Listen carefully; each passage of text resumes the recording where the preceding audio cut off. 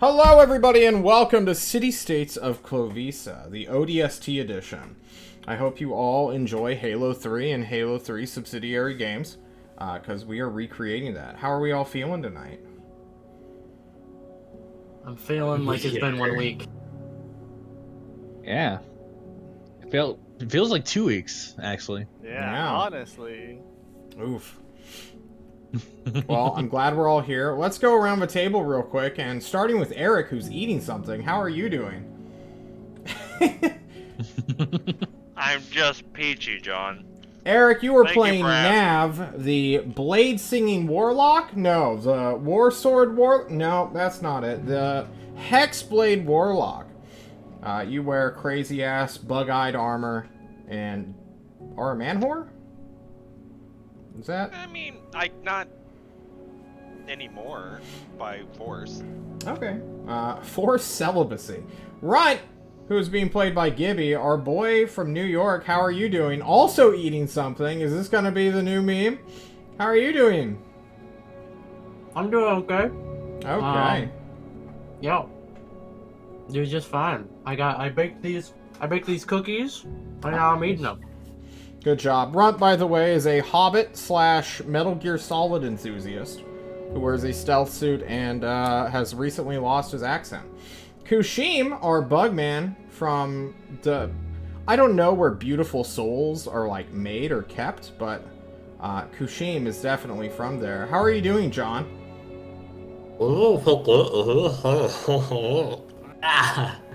Really hard and uncomfortable. Yeah. I'm okay. I see. Yeah. Good meme. Yugu, who's being played by John, our bloody-handed red reptilian bard of creation. John, where have you been? Sad for the most part. No, honestly, just doing whatever. My Vouda, that apparently was 10 years old, died. So I had to wait about a week to do anything online. Walking around's not bad, you know? Yeah, that's true. And Orion, our gem-encrusted lawsuit waiting to happen from Disney Incorporated. How are you doing? I don't know what you're talking about. Pretty good, since I got new internet, so I'm not going to be, like, spazzing out anymore. That's good to hear. Okay.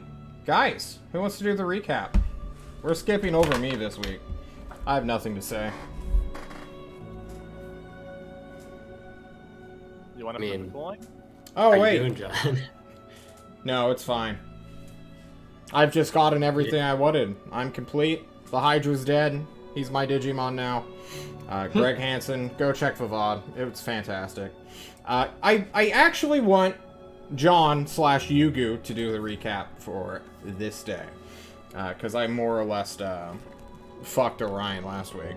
So, let's fuck you today, John. How are you doing? John, give us the recap. Let's hear it. So, last week on the Crack Addict, we talked to Ozark and Retirement for a little bit to figure out what we should do, if anything. Decide, you know what? That shit show in the north could really use, you know, some more help. Travel to Destry. When we're in Tulsa, we make the plan. Kushim will sneak us in with Fly while we're invisible to get into this. Wait, what is the province called? Province of Morning Glory. Yeah. True. We are mid-airship flight. The ODST drop down someplace outside the city to use our stealthy flying bug boy to sneak us in. Okay. I like the recap. And yes, we are about to do an ODST drop nighttime insertion into an unknown city. But before we get to there, it is a flashback before we hit the 14th of Summer Scorching, also known as Fantasy June. So, Yugu, we have a couple things you may want to do, as well as you, Mr. Meager. What would you like to do before you ODST drop into hell? Any last minute purchases you wanted to do? Any super important like roleplay things you wanted to get out of the way, but couldn't? Not really. I was here for the one really long rest session. Okay. I did the things I needed to. Then check your sheet. That's all you're bringing with you. Do we have healing potions? I think your team knocked them out. I Have you- only have one. Could I have another? We have. Yeah, I will give you one of mine. There we go. I rated everything on the party sheet. I okay. have 9 of them. 'Cause I took everything from the party Okay, sheet. yeah. Could I Okay. please have one? Thank you. Could I Yeah, have one as but- well? Okay, do you each want 2? This will give me. Oh, Sure. Good to have distribution. I'll give Yeah, you sure, each sure. 2. Okay. Please add that to your character sheets right now. And subtract yours, Kushin. Cool. Any other things you guys need to bring or buy and drop with?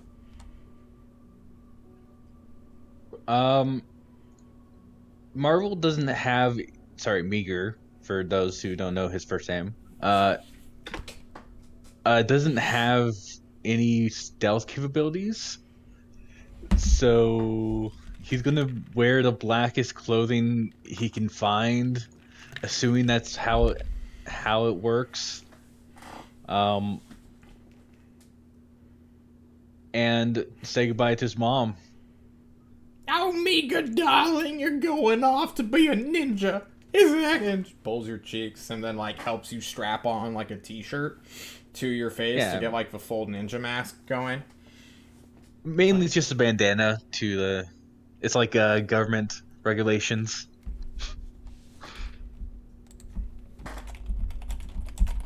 Okay. Friend Margle, could you help us scribe a scroll of invisibility? It would take some time, but I can try. Oh, right. You have retroactive scroll making you can do.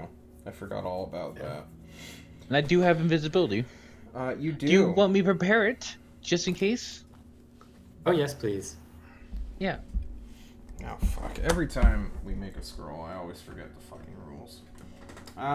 So it is 100 gold per spell level to do. So you need 200 gold per scroll attempt. It will take you as many days. No, it's 1d2 days per spell level as well. So for you, it'd be 2d2 days to make the scroll. And then I believe you have a. Let me look at your. It is an Arcana check. Or a spell casting bullshit check. I'm forgetting. I think it's Arcana. John has to go to player characters. We roll the days right now. Yes. No, we need to see if you succeed. Okay, well. Oh, okay. Because you have 2 You said weeks. yes, and I press entered. No, it's fine. Just do it. Just fucking do it. Who cares? Fine check. Yeah. Do the Arcana check. Because I'm doing this stuff, is someone with Arcana helping me, or am I Nope. just doing this alone? You're on your own. Alright. Hopefully a 17 succeeds. I think that succeeds outright. Yeah. You can add 1 spell scroll of invisibility to yourself. Yay! And now let's do that shit again. You have subtracted the money, right? Yes, I have. Cool. Alright, I have found it. There we go. Let's see it. Do it again. More days. Even though it doesn't matter. Nice. Oh, wow. This one gives you difficulty, but do you pass the check? Let's see. Oh, I'm trying 2 different spell scrolls of invisibility. Yep, Okay. every single time. Uh, Perfect. hey! There you go. Easy peasy, lemon squeezy. 2 scrolls of invisibility. Stealth. Can you please roll your portents? To either me or the GM, or do you have them recorded on your sheet somewhere? I had the last ones, but because it's been a week, Yeah. Just do it again. Yeah. You can Do roll it them now. publicly, roll them privately. I don't care, as long as I can Okay. see them. I'll GM roll. Okay. Ooh, it's just... Well then, with that all out of the way, we jump. It is the 14th, going on the 15th. The army is apparently going to set out this day to start marching to the province of Morning Glory, where you are airdropping into or outside the wall of. I'm forgetting. outside the wall of, so that they can drift by without getting spotted. Okay. I'm so sorry. I need to blow my nose real quick. I don't know what's come over me. We forgive you. I don't. Fuck you, Gibby. Oh, I'm just wow. gonna pick my nose on stream. Jesus. Yeah. There's my sweater. You guys will airdrop. You are riding our boy, Rick Silverback's massive airship, his light cruiser airship, and you guys just jump off the fucking side of it into an overcast night 1,000 feet in the air. Meager, you can do two options here. One, spend 2 first level spell slots to feather fall twice, or risk it for the biscuit and maybe save 1 first level spell slot. What do you want to do? Meager is anything but risky. The life of his party members, so he's going to spend 2 spell slots. All right. You guys will drift, and John is going to check his map, because he made a map of this area, which he will not show you since you guys don't know what this area looks like.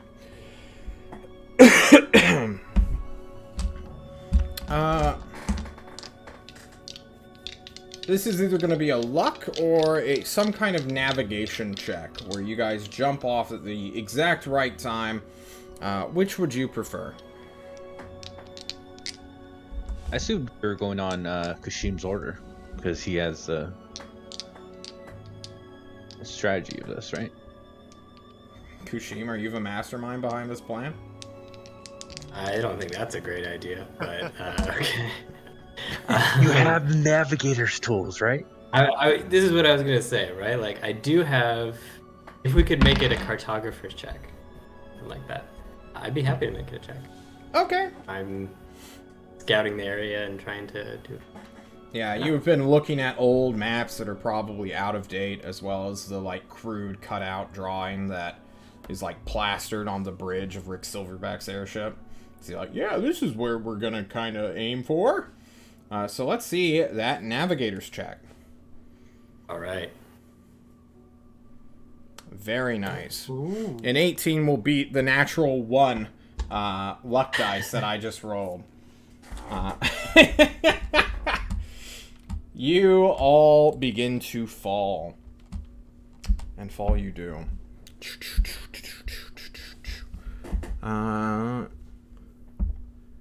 You guys were aiming for the north side, right? Or was that made up? I Did you guys Was even it- care? if I think- if there was, right? I was only gonna say that I think our preferred. There's no preference other than not to the side, not the east side with the mountain.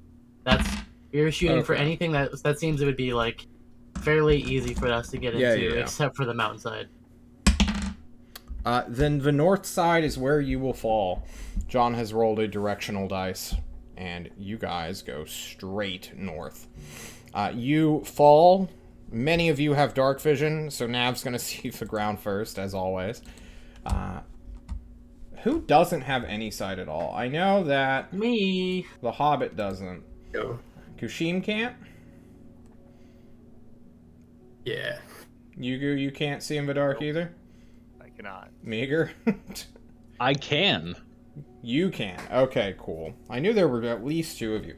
So, you two, you and Nav, the fucking silent warlock, fall, and you guys are going to approach kind of like all holding hands loosely together into a field.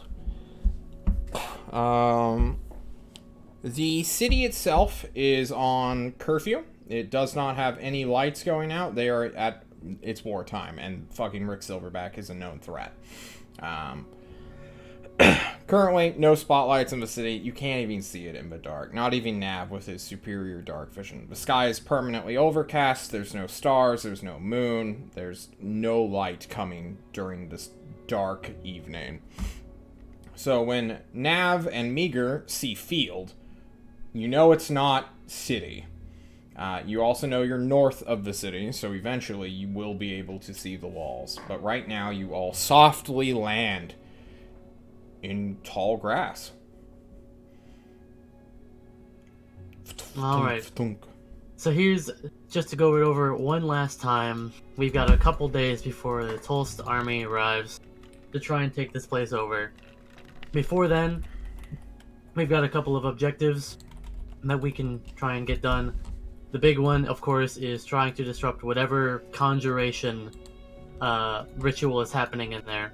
That's priority number one. If we can figure out where it is, how to disrupt it, we definitely want to do that first.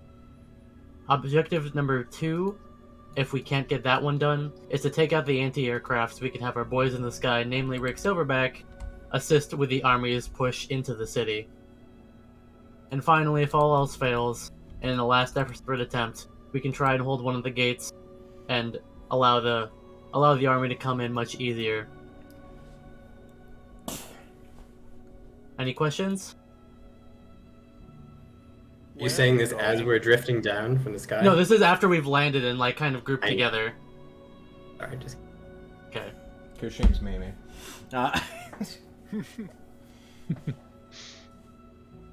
Sorry, John had a question. I was kind of memeing too. I'm blind. Where are you going? Yes, okay. Alright, friends. Hands together. Sure. Never mind. Okay. You put your left hand in, you take your right. Runt raises an eyebrow, but you can't see it in the dark. I don't even All see right. what everyone else is doing. That's a good point. Stop the conjuration ritual on 3. 1, 2, 3.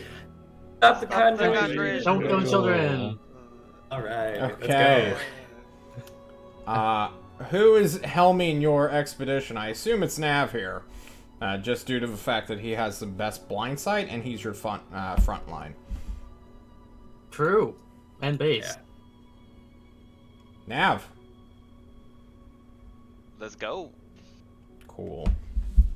Nav, how are you leading your team? You tell me. Is this a slow pace you're going? Are you inching forward? Or are you guys rushing through a field southbound? Not. I'd say like probably just walking pace. Okay. Not rushing, but I can see well enough that it's not like we're gonna Yeah. stumble on somebody and be caught unawares. True. Well, Nav, you and your boys will travel maybe a quarter to half a mile, heading southbound, and then you will come upon the first true defensive work of this fortress city. There is just not too big of a fence. There are plenty of holes within it, but it's just, you know how in like the D-Day movie that's so fucking Saving Private Ryan, how there are just like metal bars that are just on the beach? It's a very similar feel to that, where there's just like barricades set up to interrupt formations made out of hardwood, barbed wire, and other sorts of stuff. These are like no big deal. We can easily move around this. But this is like the first true defensive thing you have found.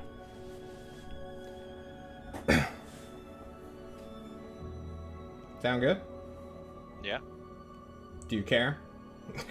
I'm curious. Meager's writing this down. Okay. About 500 feet later, some things are going to happen. So if there's anything else you want to do or say, now's the time. Should we stealth? Right now it seems like a good time. Start moving a bit slowly now that we're entering true hostile territory. And if we get spotted, I don't see any lights going on, do you? don't see anything. I think that's the point. If we can't see anything, they probably can't see anything either. Unless they have I doubt there's- Nav's vision. Yeah, I doubt they have anyone similar to Nev's condition. Maybe some people with the ability to see lightly in the dark, but not as far as we are out. Good point, though. Maybe we should make use of any cover that we can, if there is any. Any tall grass for us to move through? You are all walking through tall grass right now. But soon you will come into cleared grass. Kushim, your boy, Neat, on your hip, or where is Neat on your body right now? Are you holding him in your hands? Yeah, that makes sense. Maybe holding him with the left hand at the moment. Yeah. His perception, or the benefit that he gives to you, is advantage on perception throws. I need you right now to make me a perception check at normal, because it's dark, there's a bunch of shit, you're the only one getting this check. Specifically you. Okay. I would, if it's, okay, I would also just, sight or smell might me, if there's a smell. Multiple advantages. If there's one thing that gives you disadvantage, it does not matter how many advantages you have.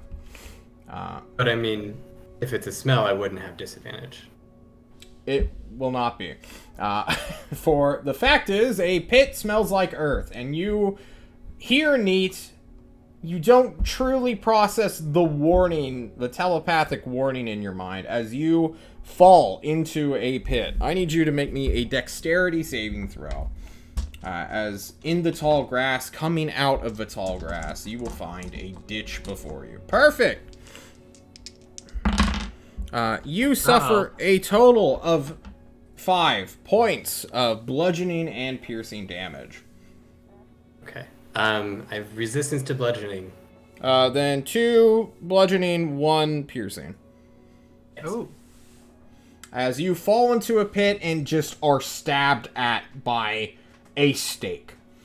You've fallen in a pretty kind of precarious situation, but not like the best death trap pit ever. This is clearly not like, I'm gonna destroy every formation. This is like, I'm gonna hinder someone for like 10 seconds kind of pit. It's maybe 10 feet deep. There's a couple of stakes just like wedged into the earth around you, which clipped you on your way down. But you stand up. Party, you just hear this like shuffling and then the slamming of Kushim's body into the earth. That doesn't sound good. Are you okay, Kushim? I'm okay, but proceed with caution. There is a small pit with spikes. If there's one, there's probably more. Of all the Give me times your- to leave my 10-foot pole, Oh, you left your stick? I didn't think I would need it. I leave my stick too. Let me help you out. Everyone can help Kushim get out of a pit. Nav, I'm just double checking your passive. Yeah, you would never pick this up with passive. You all realize the trap. It was just it wasn't really a net, but just like simple sticks that were just laying with a bunch of grass on top of it to just conceal this trap. how are you guys gonna get through this field that has clearly been trapped up a little bit?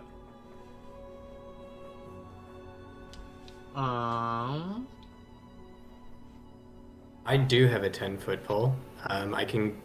Nav, I have a 10-foot pole.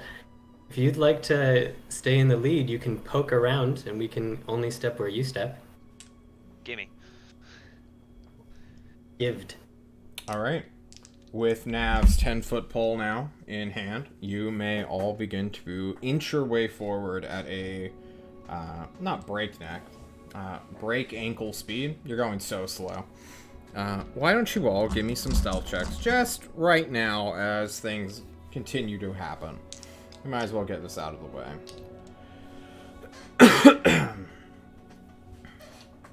Nice. Do we all get advantage on them? Because it's Guys, That'd be man. why did 3 of you roll 8? Very nice. it's not Consistency, that's why.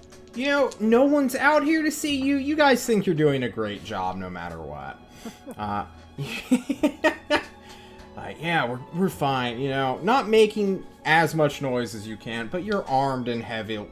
Well, one of you is heavily armored. Inching your way forward, Nav will spring a couple more of these traps, just stabbing into earth where, or I guess air where there should be earth. Do you try to trigger the traps, or what are you doing, Nav, after you find one? If I find one, just like find its like diameter and just move around it. Okay.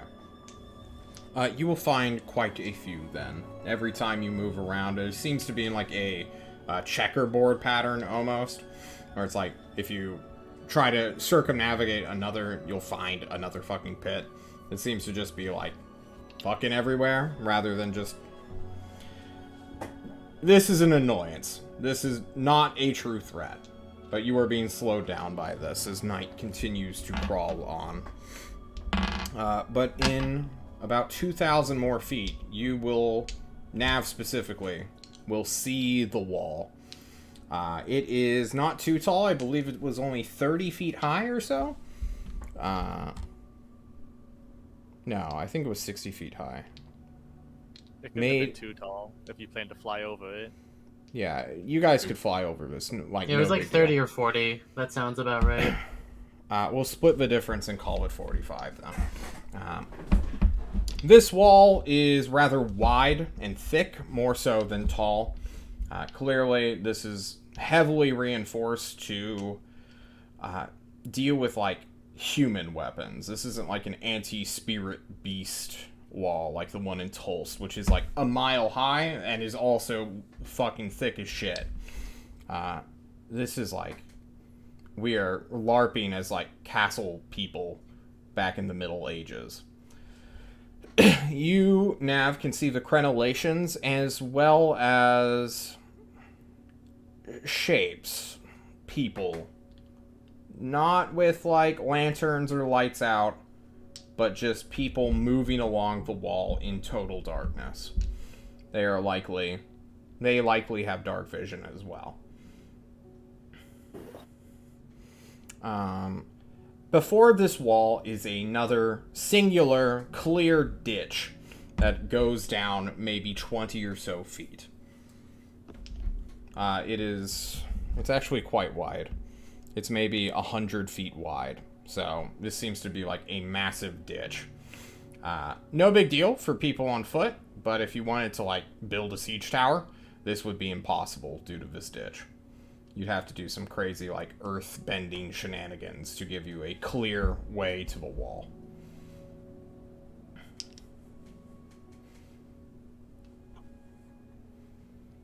All right, pause. Paused. Not game. In game. Not out of game. Okay, unpause. Pause. Yeah. And pause. It looks like people on the gate have fucking shadow vision.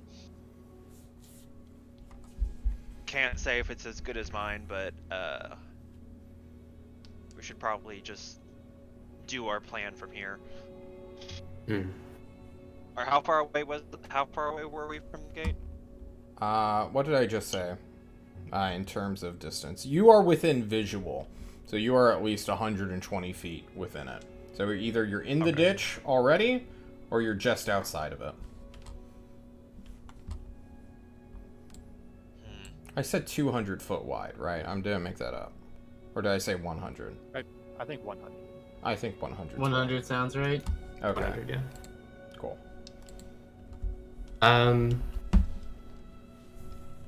Magic question with expeditious retreat. You can do, bonus action dash. Does that work with fly? Is there any reason it wouldn't work with a fly speed? You cannot triple dash normally. So as long as you can double dash, basically it'd be the same thing. Even if you can fly, you cannot triple dash your movement. It's just it's just a Only thing one of this dash world. action. Yeah. There are some like supernaturally fast creatures. You know of someone in some other team who can just is supernaturally quick, but everyone else is kind of just trapped at that movement barrier. Okay. So we're 120 feet from this wall. Wall's about 45 feet up. Take 120 feet. Dash action, 12 seconds. Then another up and down, another 12 seconds. Or we And could just back. go invisible right now. Yeah, I'm And trying just to walk up to the. Well, I mean, go invisible now. Walk up to the foot, mhm. and then there's less maths involved. Oh, yeah, it's just right up and Up over. and over. Yeah. I agree, except Oh wait, invisibility is an hour. I'm sorry. Yeah, fucking yeah, let's do it. I was thinking it was a minute for some reason. I'm No, sorry. that's greater invisibility. Yeah. Okay, Oh yeah, so let's do it. the one issue with invisibility, and it's not a big issue, I'm sure you guys can figure out a workaround. When everyone is invisible, you can't see anyone else, right? So if Kushim is going to be ferrying you across the wall when there's a clearing in the guard thing, or he has to go over the guard, how are you all going to find each other without being able to see each other? I can give everyone darts, and when Kushim lands, he can throw a dart on the ground. It'll become visible now. And someone else can do that when they're ready to get picked up. Let me check. I might have.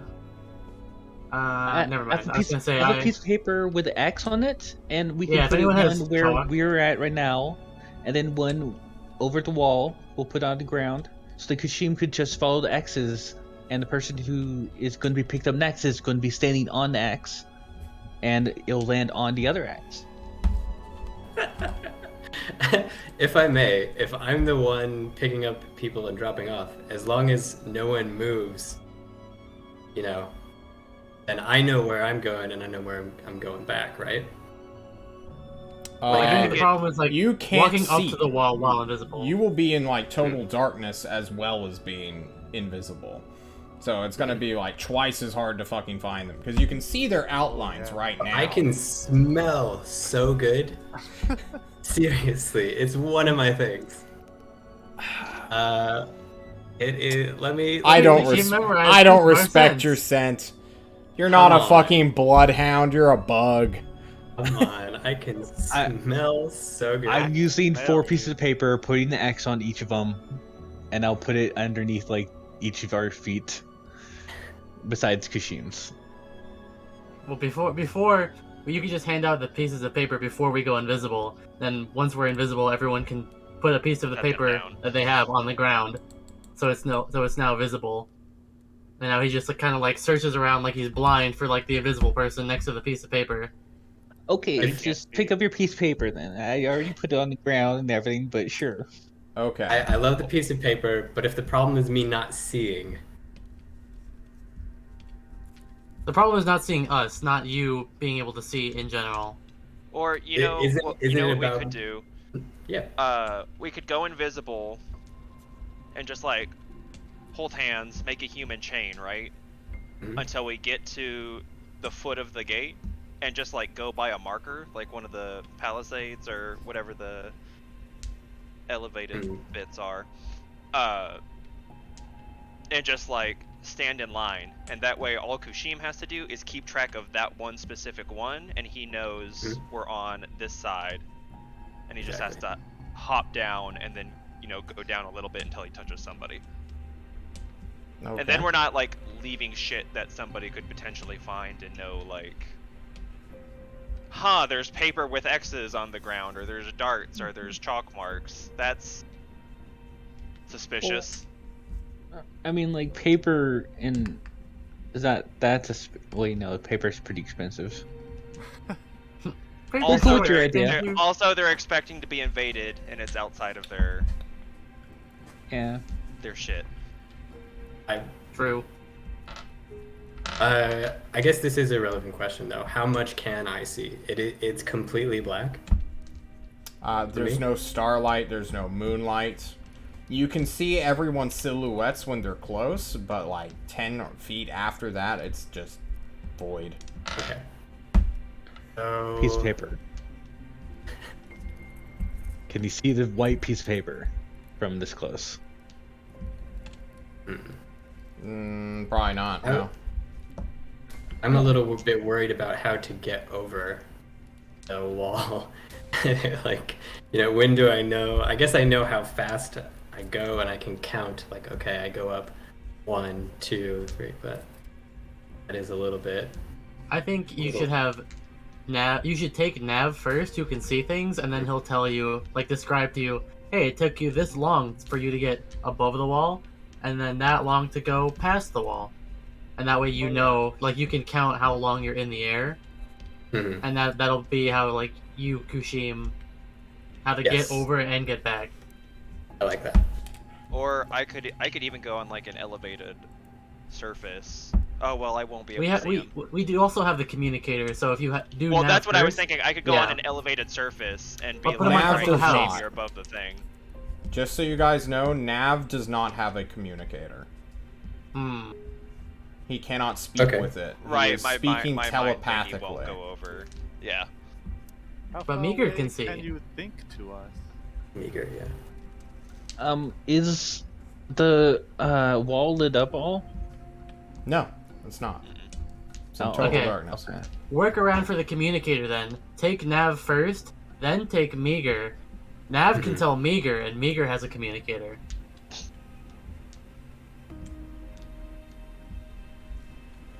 But we can't see. Yeah. So the that's problem also still the stands. other problem. We can't see Kushim. So if we so let's say I bring Meager over the wall. He's able to tell me, like, okay, he's able to whisper, hey, okay, you're above the wall, go forward. You're below, stop. Wait. Then dumb when question. he's If two people who are invisible are holding onto a rope, is it visible? Yeah. Anything not in... So, invisibility is tricky, and people argue it for the death of all things. If you have a bag on you when invisibility is cast, that bag becomes invisible. If you take something out of that bag, that object becomes visible. It is like a field of invisibility.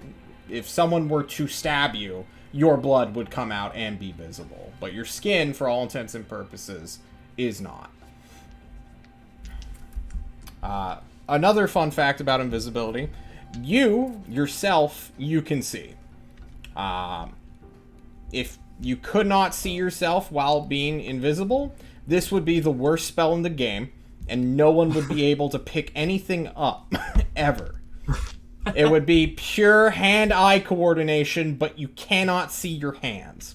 You It's would like look, playing with the blind skull yeah, on. your little vision, like your skin here, would what are be. you talking? You wouldn't be able to close your eyes. Your eyelids are invisible. True. You can see yourself, but no other. Like, if someone else is invisible, I mean. It's not like you go to the invisibility dimension, for instance. pretty cool. That would be Uh, really fucking cool. And solve all your problems right now if there was an Can we just change the lore a little bit? Okay. Now, I bring Meager over, place him on the side. He tells me when I'm over and when I can come back down. Then, as he's over on that other side, he's watching. He can tell me, he can. Oh, right, he can't see me when I'm above the wall. He That's still the whole can't see you, problem. buddy. Okay, how about this? You do a second up, second sideways, second Yeah. down. Yeah, that's what it's gonna be. It's gonna have to be And- timed. The Yeah. two places will have to be just timed and just Yeah. like Okay. Well, you need to make I this think that'll trip be fine. 10 times? 8 times. And then you're on the last one, right? Well, I don't have to go back for nobody. Yeah, exactly. So 7? One. Okay. So 1 for Meager, One. yeah 7. 2 7. for back, 3 for next guy, 4 for back, 5 for next guy. So 7 Yes. times. 7 times. And what's your movement speed while flying? 30? Or 60. 30. 60 if he's dashing. It's 30, 60 if I'm dashing for my but this but boy. halved when carrying someone, right? Is that so? Yes. If you are ever moving someone, you have half movement. Guys, I didn't make 5e. Don't come at me. Okay. Fair enough then. I think to be safe. Hold on. This might. I mean, it's fly is So- still 10 minutes, right? Yeah. He's- That's 100 So- rounds. You're casting the fly spell? Or are you using no, your not- feet? It's. I got rid of the spell. I'm using the feature. Okay. So you have So- 10 minutes of flying, right? Right. Okay, I'm gonna do Then some we math make here. 7 rounds. Yeah, 10 yeah. minutes is like 100 rounds. So 100 rounds. even with So- 30 feet of movement, that should be enough. At the very bottom of the ditch, you will have to fly 120 feet up, or not 120 feet up, 85 feet up. Excuse me. So that is 2 to 3 rounds where you will get to the top. Then you need to go over the wall, which is 10 feet wide. 2 creatures can walk, 2 rotating creatures can move easily on it. So that's nothing. Are you going to just drop them down right beside the wall, or are you going farther into, town? Because there's, a clear area between wall and where, houses begin. I don't think I have enough time. Okay. To just spread outside the wall. Okay. You can also recast it too. This is true. Yeah. But if I recast it, then invisibility would go down. Yeah, so let's talk about invisibility right now. There are 5 of you. You have 4 scrolls of invisibility, I believe. Maybe more. 5. God. Someone needs to upcast it or cast it on Runt, since he cannot cast invisibility. But Nav, if he uses a scroll, can cast it on a spell, because Warlocks have invisibility on their spell list that they can choose from. So both Kushim and Nav can be covered. Yugu, Bards get invisibility, I assume. Okay, so is someone going to upcast invisibility for Runt and themselves?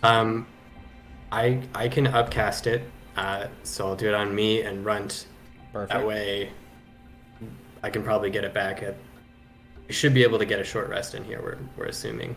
We're hoping. Oh, definitely. We're I think hoping. a cat nap, right? You will Oh, definitely. nap. Cat. Hello. good. So, Kushim is using a spell slot to do this. Are you 3, the remaining casters, going to be casting a scroll or a spell? Scroll. I do Okay. not know the spell, so yeah, I need a scroll as well. Okay. Meager? Scroll, handing over this, one of my 2 scrolls to Yugu. Cool. Let's delete 3 scrolls from our character sheets right now, so that we can start flying. I think you will have no problem getting over this wall. You guys have enough teamwork. You're level 6 characters. You know how to stay in one spot. And Kushim, you have Neat to help you out to find your friends. They have visible markings or something to distinguish a little bit. And, you know, your arcane object can help you out here. Or you'll smell And I've their got really good scent stinky to feet. smell. Yeah, fuck you. Fuck you. It's my race feature. It's I don't care. It's That's okay. dumb. He ignores my race features too, like being able to walk through people. I understand your pain. Oh, lucky. Yeah, I think that's fair. Walking through people's a danger. If someone walked through me, I'm gonna kick the shit out of them. Fuck that guy. I don't care how tall they are. Okay, I'm done making fun of short people. Okay. As a short person myself. Oh yeah. You all get over the wall in a matter of minutes. We'll say like 5. Just for simplicity, you're being careful. Maybe a guard shows up and you're like having to wait just a minute or 2. But you all get into the city properly. Invisible. Everyone is concentrating except for Runt. And now you're in the danger zone. You have infiltrated a enemy city-state. Or not state-state, but an enemy city that is fortified. The guards are out. Everyone's on curfew. What are you doing? Where are you going? Looking for an abandoned house, warehouse, or some other structure that we can hide in for the night. Okay. You guys just start walking into town then. Invisible. Why don't you guys give me... well, who's helming this search? That's what I want to know. Because it's not going to be obvious. Is there lights in the city? Like torchlight? No, none. It's curfew. There's fucking aerial threats. If any lights are out, you are giving away your city's position. So I think it's. It would Nav. probably, yeah, it would have to be me and Nav, because I know what to look for, and I would be telling Nav, like the telltale signs of that something might be abandoned, or Well, might be we- something we could use. Okay. Nav, I am going to give you advantage on either a perception or investigation check. It's up to you. You have advantage through Runt helping. Yes, Could Meager. Meager also be doing this? Meager, how many times do you go around looking for abandoned houses in your real life? Now, Runt is a thief. He knows what to look for. He knows what to hit up. I think Meager done it once. Once or twice? You mean that time in Maelstrom where we took you? Technically, one more outside of that when he was traveling to get to Tulsa. I don't think once is enough. Runt is a trained Yeah. thief and, like, vagabond homeless guy who knows, like, everything in Maelstrom's a rundown place. But, like, finding that rundown place that's actually clear of people, now that is, like, a tricky thing to do. I think Runt has the background to do that. Fair. A 17. Okay, John will roll some dice to see how lucky you are. You are in the northern section right now, close to the wall. Many buildings line your path. You get close to one. You all kind of wait. You hear a little bit of shuffling in the dead of night, and you're like, okay, we gotta keep going. The next house over is clearly occupied. The door is open, and there's just some shadowy figures and moving about, exchanging, like, hushed conversations. Do you guys move on from that? Yeah, fuck that place. In the darkness, you tread some more, holding hands to stay connected, or... Well, how do you guys keep up with each other now that you Buddy can't see? system. I would imagine that Find your Yugu- game partner. Yugu and Kushim are on both sides of Meager in like this triple chain, and then I'm basically just like constantly like Runt's constantly going like this to make sure he can find Nav and just like touching him every so often. Yeah, and Meager has his hand on the back of Runt. Like, because he's 5'1", so he's not that tall, but so I'm he's- 3 feet tall. Yeah, 2 feet is. Okay, so Meager's like bent over. Yeah. Just fucking run, I'm patting your head. Okay. You guys Is that your shoulder or your head? you guys schmoove through the city, ignoring the house with people in it. And eventually, just as invisibility is about to wear off, you will find a place that looks abandoned. Not so much a warehouse, not so much a domicile. You will find this weird structure that is long, singular rooms, but clearly people have been living here once or twice before. You find like scrap bedding that has been torn up. Maybe this was like some kind of hospital or like makeshift area where you could put a bunch of people in, but it is clearly abandoned. The doors are already open. You don't see anyone in it. You have found a This structure. looks like our perfect place, boys. We close the doors. We go in. Wait, do You- they inspect or knock at the doors at all? Knocking it could potentially give us away. Time to see if anyone's inside. Let's say I was gonna go in and scope it out when we scope in deeper when we got in there. These are almost like sliding barn doors, not true, like, open handles or anything like that.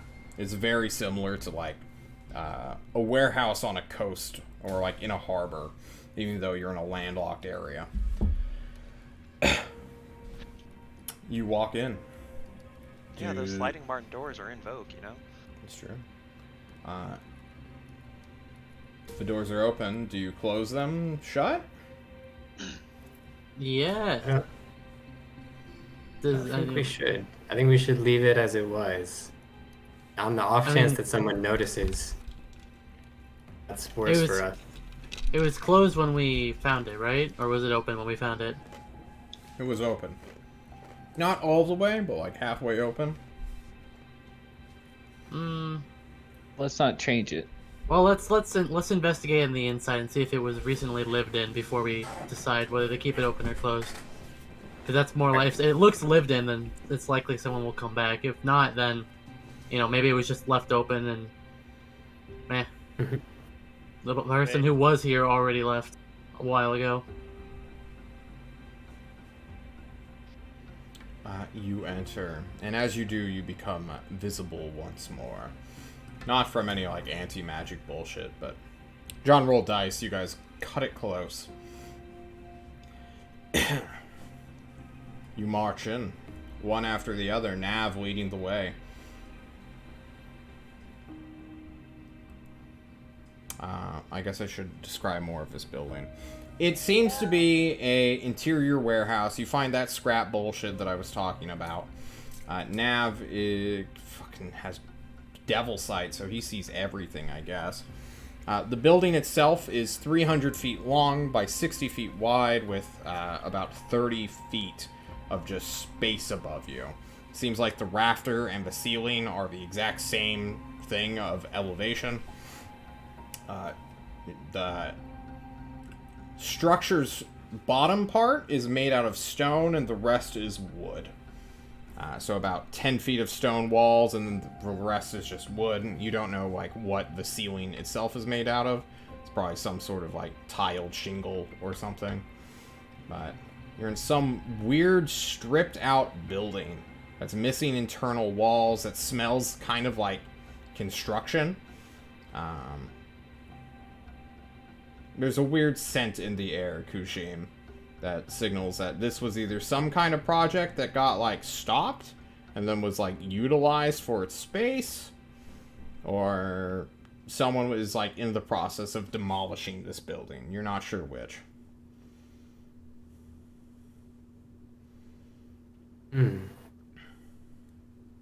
Seems like someone is using this for something strange. I'd like to look around for signs of danger. Perhaps. Or Traps? safety. Okay, you Signs and of light. Neat can look for traps. Other than rusty nails on the floor, you will find nothing that is like a true trap. Trying to train that perception. Perfect. You do so. I'm blind, Neat. Help me. I'm trying to feel with my big bug feet. Ooh, that's a nail. Oh, shit. And What? I found a nail. Wondering if you all got your tetanus shots recently. You all Nope. What's are a here. tetanus? You are in an abandoned structure. What's the plan now, group? Check for any signs of life that someone was here recently. And if no one was here recently, try and find a big wooden plank to lock the door. Basically jam the door with. I was gonna say, can I start ritual casting Unseen Servant just over and over and have them clean up the floor, pick stuff up, make sure anything on the ground is not on the ground, just make it into a neat pile maybe? I don't think they spawn with brooms. I can make them do it by hand. All right, invisible servant, just get on your hands and knees and start pushing the dirt with your fingers. I I need them mean, to clean the dirt. I need them to pick up stuff. Just like, I don't know, glass, the shards of tetanus wood. stuff. The Yeah. floor is not a shelf.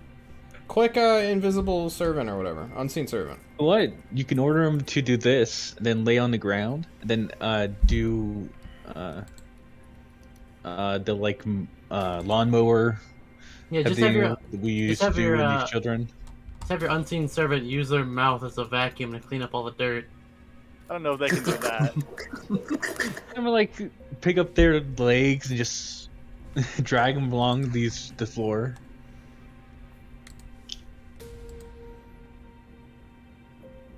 Okay, cool. I think I can have 4 at a time if I ritual cast it, because they last an hour. I'm making sure that you can have more than one. I see. Hear that if you pucker and unpucker your butthole, you can get a little bit of suction. Ugh, Oh my it god. up that way. Ugh. You start summoning multiple unseen servants, Yugu. They will begin to clean up the floor, making piles of rusty nails, broken glass, bits of like crappy scrap wood, not even like the good scrap wood, like an actual plank. It's just like the shards and chunks. Yeah. One of them finds like a piece of metal, just like a metal bar or something that hasn't been like shifted or welded into anything, and like hands it to you, like you can use this. It doesn't say it, but it tries to give you a metal bar. It's like hollow on the inside too. And I'll throw it on the ground. You throw it on the ground, it clatters loudly against the cement floor. So... Dong, dong, dong. What are you doing? They gave me trash. I told them to put it in the nice Right, pile. you- that. You start looking for signs of life. You find none, but what you do find are 2 side entrances on the long sides. You guys entered like the narrow side, the 60-foot wide part, where the sliding door is. There are 2 small like people entrances that are like actual doors, just on the left and right for right now, since you don't know where north is at the moment. And then on the very far end, there's another one of those big sliding doors. Do those doors look like they can be locked? They can if you had like a chain. So if you close them all the way, there's like a outcropping of just metal where you could like wrap a chain around like the handle and this little outcropping and like keep it closed. The Are human all of side them- doors have locks that you can just like deadbolt locks. Okay. I'm gonna lock the human side ones then. Okay. Oh, are all of them open? One is locked already. Okay. What about and the I'm- other sliding door? Is it like slightly open? Both sides are slightly open, yes. One is like cracked open, but the one you went through was like halfway, all the way open. Are there any chains around here? Or is it just garbage, basically? It's just shitty small bits. You don't find any like chains, stuff like that. Are the... You find debris. the- That's what you find. Okay. Are the places next to the human doors, like, basically shielded from like. So if I was standing next to a human door and someone came through one of the big slidey doors, would they see me immediately? Probably. Yeah, there's no, like, furniture, there's no partisan walls. It looks like this is just a cleared out area. So if it was, like, broad daylight, or if this room was lit fully, because you don't see any windows on the first floor, maybe there's some above you that you can't see, really. Any entrance, you could see the interior of this entire structure, except, like, direct left and right. Just due to how peripheries work. Okay. You said there was a second floor. Is there a staircase, or is it outside? I just meant in terms of elevation. There's Like no, like, above us? stairs. Oh. Yeah. Okay. We could somehow make a second floor. There could be one. Yeah. Maybe there Yeah, once was. This is a pretty big building that is like 30 feet tall. You'd think there'd be like a second floor to this. Like, what could they possibly hold in here that's 30 feet tall? Are the sliding doors all the way to the ceiling, or how tall are they? They are only 10 feet up. They go, yeah, just 10 feet up. Technically like 11 and a half, but... Okay, so that goes away with my monster mounts. Do I think Nav is strong enough to fucking pump this iron and like literally bend it around one of the doors to like lock it? Since we don't have any chain. Nav, how strong do you think you are? Hey Nav, you want to see if you can bend this metal pipe around the door? I can Fuck inspire you. By a little howdy. Yeah, Nav, give a strength check. Are you inspiring him, Yugu? Is this something you want to do at the start of your... Okay. I get them back pretty quickly, I think. Really, you just need the U shape so you can go into both of the holes and the handle so that you can't like pull it. That's what I'm trying to do. Like slip it. It's currently like straight, so slide it through. And then he tries to bend it into that U shape, so it can't go anywhere. And so the only one, so we'll have the two doors locked. One of them is blocked, and then the only one that's left is going to be the one that we all sit in front of. I'm going to say this is going to be a DC 15 strength check. You will have... it's not going to be athletics. This has nothing to do with athleticism. But you will have inspiration. Is there any other kind of thing you can get, potentially, to make this advantage? I have crowbar you can use for leverage. Spend the crowbar. That'll do it. That'll do her. He'll already have leverage. It's the... I mean, if you're literally sticking the handles... That's the only reason he's able He's to literally use just this he's check. just trying to bend a bar. That's all he needs to do. Yeah. No, the crowbar still is another leverage point. Yeah, give it torque.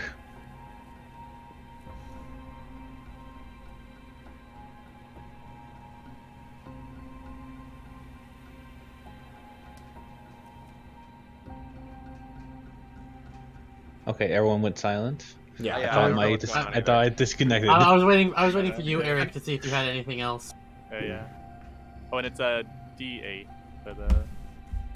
What did you post? Moat ability?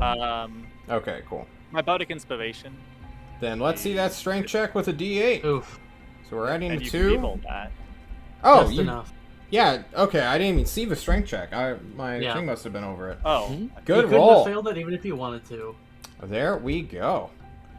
You bend the bar and seal which door closed? The one that Not you the one, entered? not the one we came through. The other one. Okay.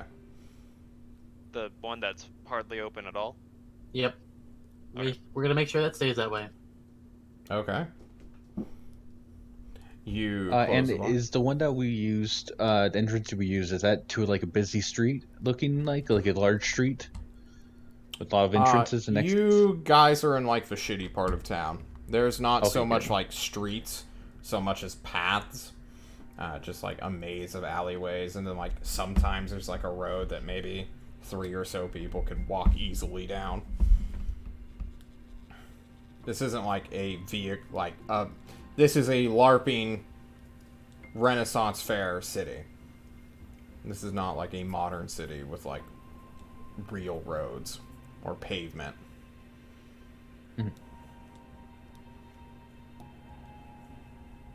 I suppose if that's all done, I will close the door that we came through. Okay. With 3 Yeah. exits closed. I know Dead Christine bolted? disagrees, but I feel like having it closed is better than having it open, because even if someone tries to come in, they only have one entrance to come through, and if they do, we'll be able to hear them opening the door so we can react to it. And what's Yeah, the so plan people now probably- that you guys have your little base of operations? Rest until the morning, where we can start interrogating slash talking to people without being conspicuous, to try and learn about our objectives. So wait until other people are out and about. Or maybe we should try and find you some clothes that might stand out less. But my lederhosen. We're going for subtle. You all look like foreigners. Just so you guys know. None of you have the right fashion for this place, and you all know this to be the case. Yeah. Why didn't we take this into account before we left? Yeah. I did. I just didn't think it would matter. If you wanna blend into some place, you get clothing from the place you're trying to blend into. Why don't we do that? Dark out? Oh, do we want me to go Some steal shop? some clothing from people during the Yeah. night? Yeah. Preferably one with I- children. I suppose it's time for me to do some thieving. Fucking finally. I know, right? All I've done Go. is broken free. into. Huzzah! Here I go to find some children's clothes. Ha Yeah, just make sure you don't take them off with the bodies. No promises. Ooh. Is Runt going to willingly split the party? By going alone once more? Yeah, I can. As John reminds him what happened the last time this went yeah, down? as funny as that would be, I would prefer to break into people's homes during the daytime with the full support of my party if anything goes wrong. Well, I was thinking you might not even have to break in. A place like this would have clothing lines. Yeah, but also John? there are people, There could be guards. tailors, yeah. There are people and guards with dark vision, which I do not have. Well, we also do have another scroll of invisibility. Good point. Yeah, but that's I think not gonna be enough. Invisibility I'd like works to- day and night. I'd like to keep the scroll just in case we have to all get out.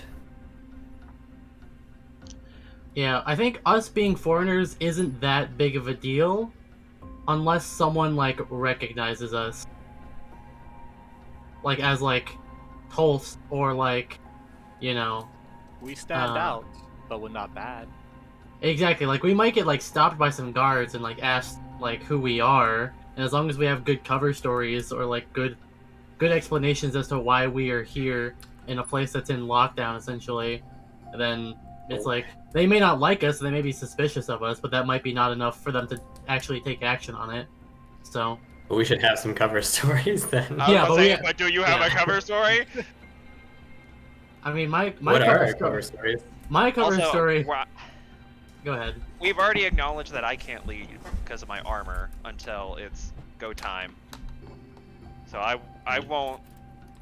I think you're underestimating how. Easy it'll be to infiltrate and get information. Yes. Have you Given that guys we ever are seen under the lockdown. movie, like, Inglorious Bastards by Quentin Tarantino? No. No. Yes. Well, Yes. Kushim, you are the English trying to infiltrate Nazi Germany right now. So, Yes. Yeah, exactly. I hope that phrase alone brings a little bit more perspective into some of your decision making going forward. In the morning, could let's really get close easily at die. least. If I'll you can't cast see... invisi- Sorry. cast invisibility on Runt and concentrate until he comes back In the morning or right now? in the You morning. can't see right now. In the morning, yeah. Cool. It sounds like we wait till morning. Who am I stealing clothes for? Just myself? Because looking at us right now, I'm the only, like... And I would mean say- no offense by this. I'm the only, like, human-looking person. Because we've got Yugu, Oh, we've got yeah. Kushim, we've got Armor, and aren't you a... I forget what technical race you are, Meager. Well, only thing different is my I have these balls looking thing on my appendages. Yeah, aren't you technically like a Furbolg? Well, also, No. nobody's 100% human in this world. Yeah, demi-humans are everywhere. Yeah, I know that. I'm just saying, like, of our party, like, we have, like, the demi-humans that are likely to stand out, like a giant bug man or a lizard man, that it's nowhere near a lake. I would agree with that. I think Meager would be good though. Yeah, Yeah, me I'm- and Meager. Especially if you can find like a pair of gloves or something. Mm-hmm. Yeah, I have gloves on. I just need to rip my black clothing so it doesn't look so new. Meager, you can be my dad. That's our cover You're not- story. You're my dad. You know there's halflings out there, right? You don't have to be a child every single time. Yeah, but that's like... Runt just has That's what no I- parental. He just wants to live that for one day. Everyone Listen. robs him from it. Listen, everyone abandoned me when I was a child. At least I could pretend to have a dad. Oh, How can you Besides, say we no? both- okay. We both know that you couldn't actually be my dad. You would never be up to it. So it's better for you to pretend as well. To be fair, let's look at Runt now and imagine what he would be like as a child. I don't think Meeker would be able to handle it either. Yeah, I'm I don't know. sure Runt was a right fucking bastard as a little brat. I Marvel went up right to those rats. I feel like when the chips are down, Marvel's gonna be there for his kid. He's gonna, he's gonna do it. He's gonna I get mean- a lot of shit, but then, Runt's gonna get in trouble. He's gonna be like, Dad, I hang out with the Not wrong crowd." invested. All right, with that conversation, letting you guys whittle the night away of just talking kind of bad about Meager, but also like giving him more credit than maybe is due. You all will pass this night. We will go on a short break, and when we come back, the sun will rise. So we'll see you guys here in a moment. Peace out.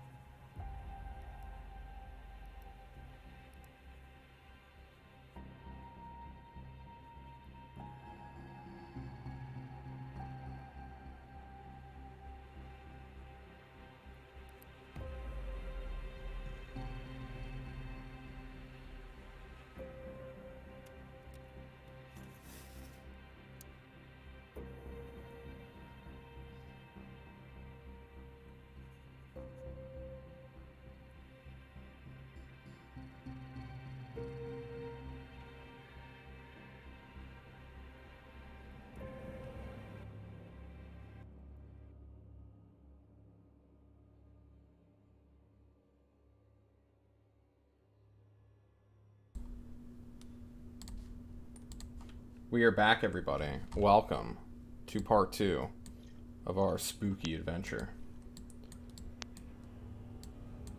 You all take shifts. Oh my god, this is gonna be so fucking loud. Hang on. There we go. Turn down the music a little bit.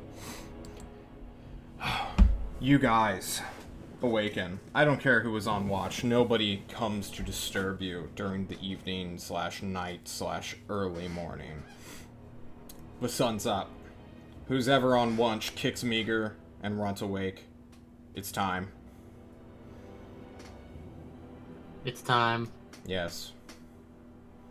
Did we happen to get the benefits of a short rest? Hell no. You slept for like 4 hours. Okay. So you're gonna go I think we need to... rest us up?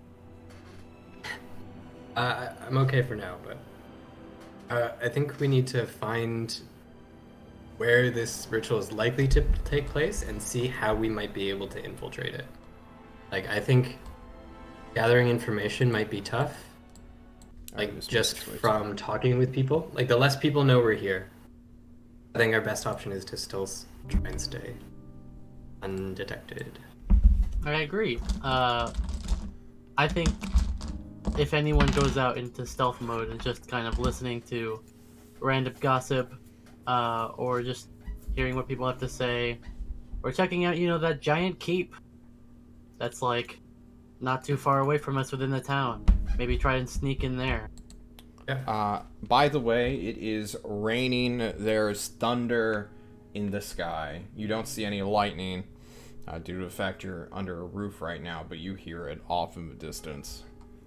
Dull thunder, heavy rain. Did we see any irrigation in our little walk through town? Probably not. I don't think Nav was truly looking for it. We could bow ahead into the sewers. Yeah, I can hold my breath a while. You can make us hold our breath forever. Can we crack open the door a little bit and look outside to see if we can, to see what we can see? You peer outside. The heavy deluge strikes against rooftops and floods down shingled and tiled roofs. Some people, not directly in front of you, but like down the street to the left, maybe like 200 feet away, or just like outside underneath an awning, just kind of looking at the sky, looking sad, or just like having a conversation to themselves. They're 200 feet away. You don't know what they're fucking saying or doing. But it is heavy. You can't really hear anything except the raindrops on the roof above you. And yourselves, of course. Any signs of irrigation or sewage? The streets... Or someplace... So, you can find the flow of water. It's kind of just running. It's not pooling anywhere.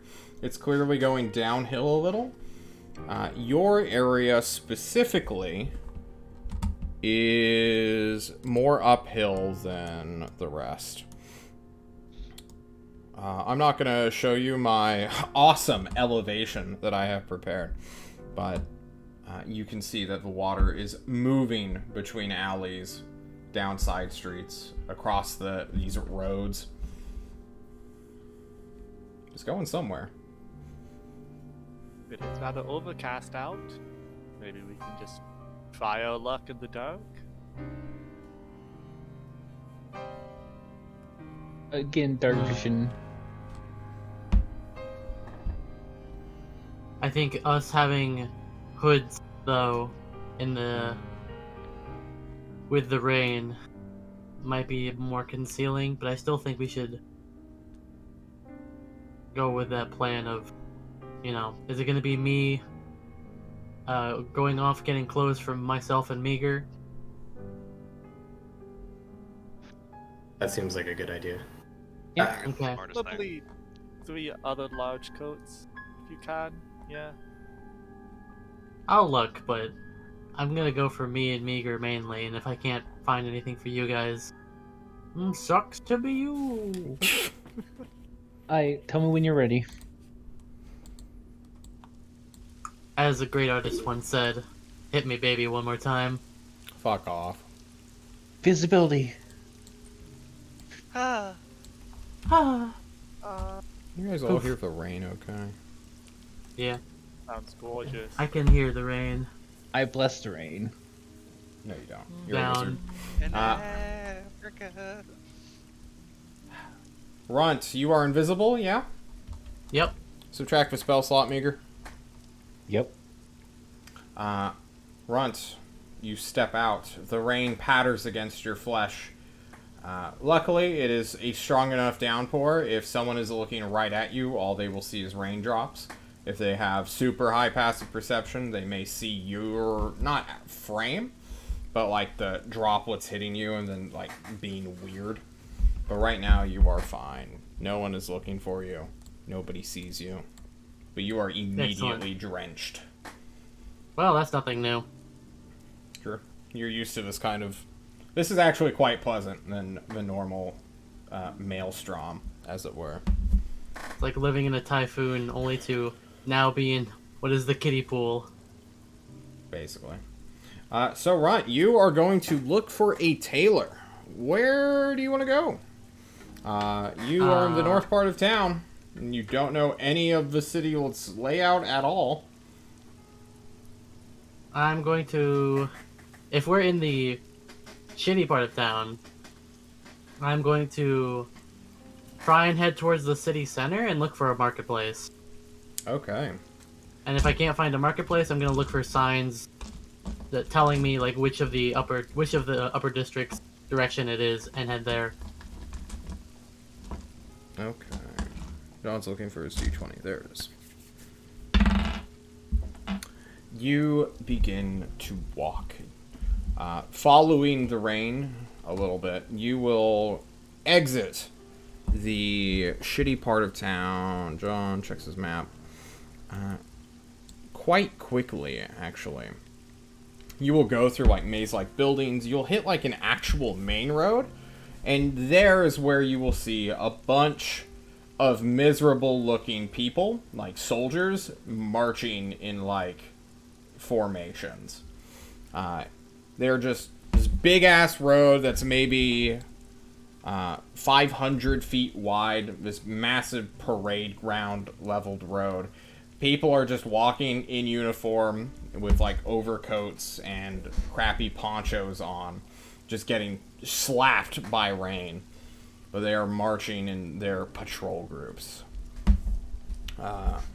There's maybe like a group of 5 to 8 people every like 50 or so feet. And they're just like fucking marching in like circular and or clockwise and counterclockwise positions in this road. Clearly doing something. But you can cross the street, no big deal. Take a mental note of that and go on my way. Yeah. You will...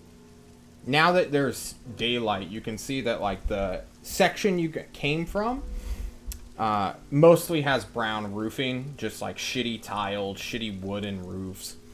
But the district that you are currently heading to is multicolored. You see lots of blues, lots of reds, still some browns as well, but it looks generally nicer.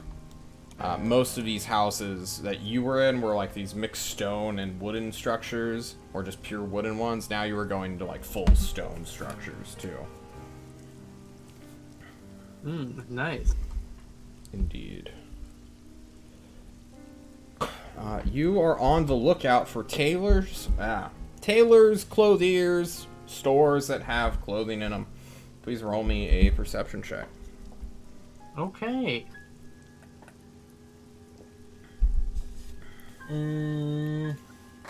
18. 18. Ooh. What is over here? -3.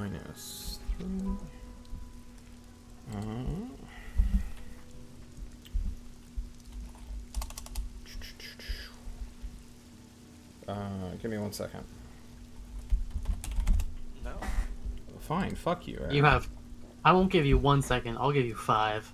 1, Feeling 2, generous. 3, 4, 5, 6. You see, close to a clothier, a shoe store. Ooh. A cobbler, as it were. You see a massive, awesome, big sign that just has a big boot on it, crushing a bug. Oh. Crushing a bug, huh? Yep. Hmm. Fitting. Yeah. I guess I'll go near it. I don't know. I have a feeling that just getting shoes isn't going to help us very much. Probably not. But you're on the right track. If there's a shoe store, there should be a clothier nearby, right? Yeah, so I guess I'll keep looking. I'll keep note of the not so subtle bug prejudice.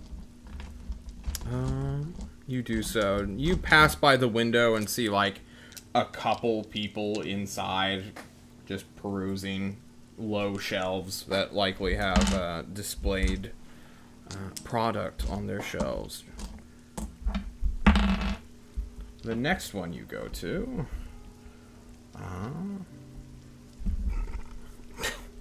right next to it is the Weaver.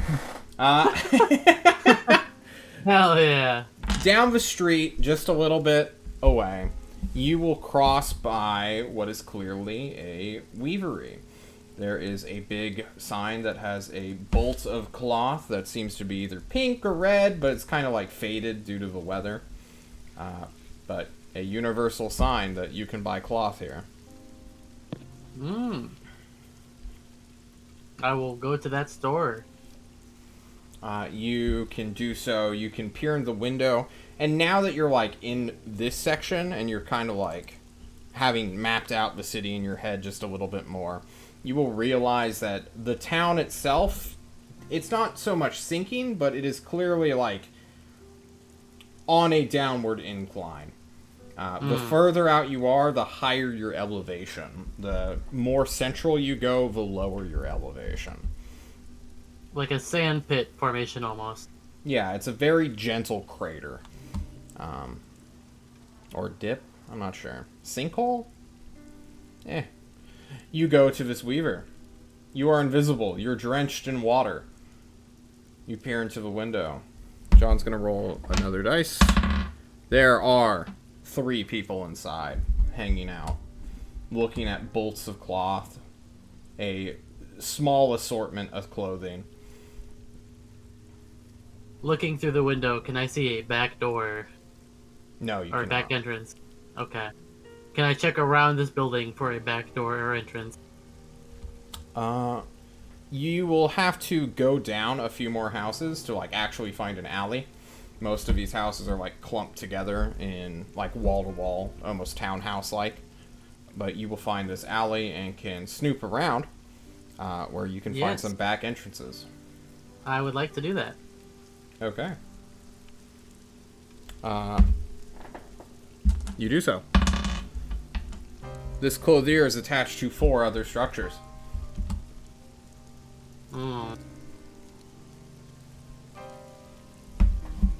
It is the... Why do I... Yeah, it's the first fucking left you make. It's literally right there. You literally walk... It's the corner store. Who cares? Fuck it. I love nice. my dice.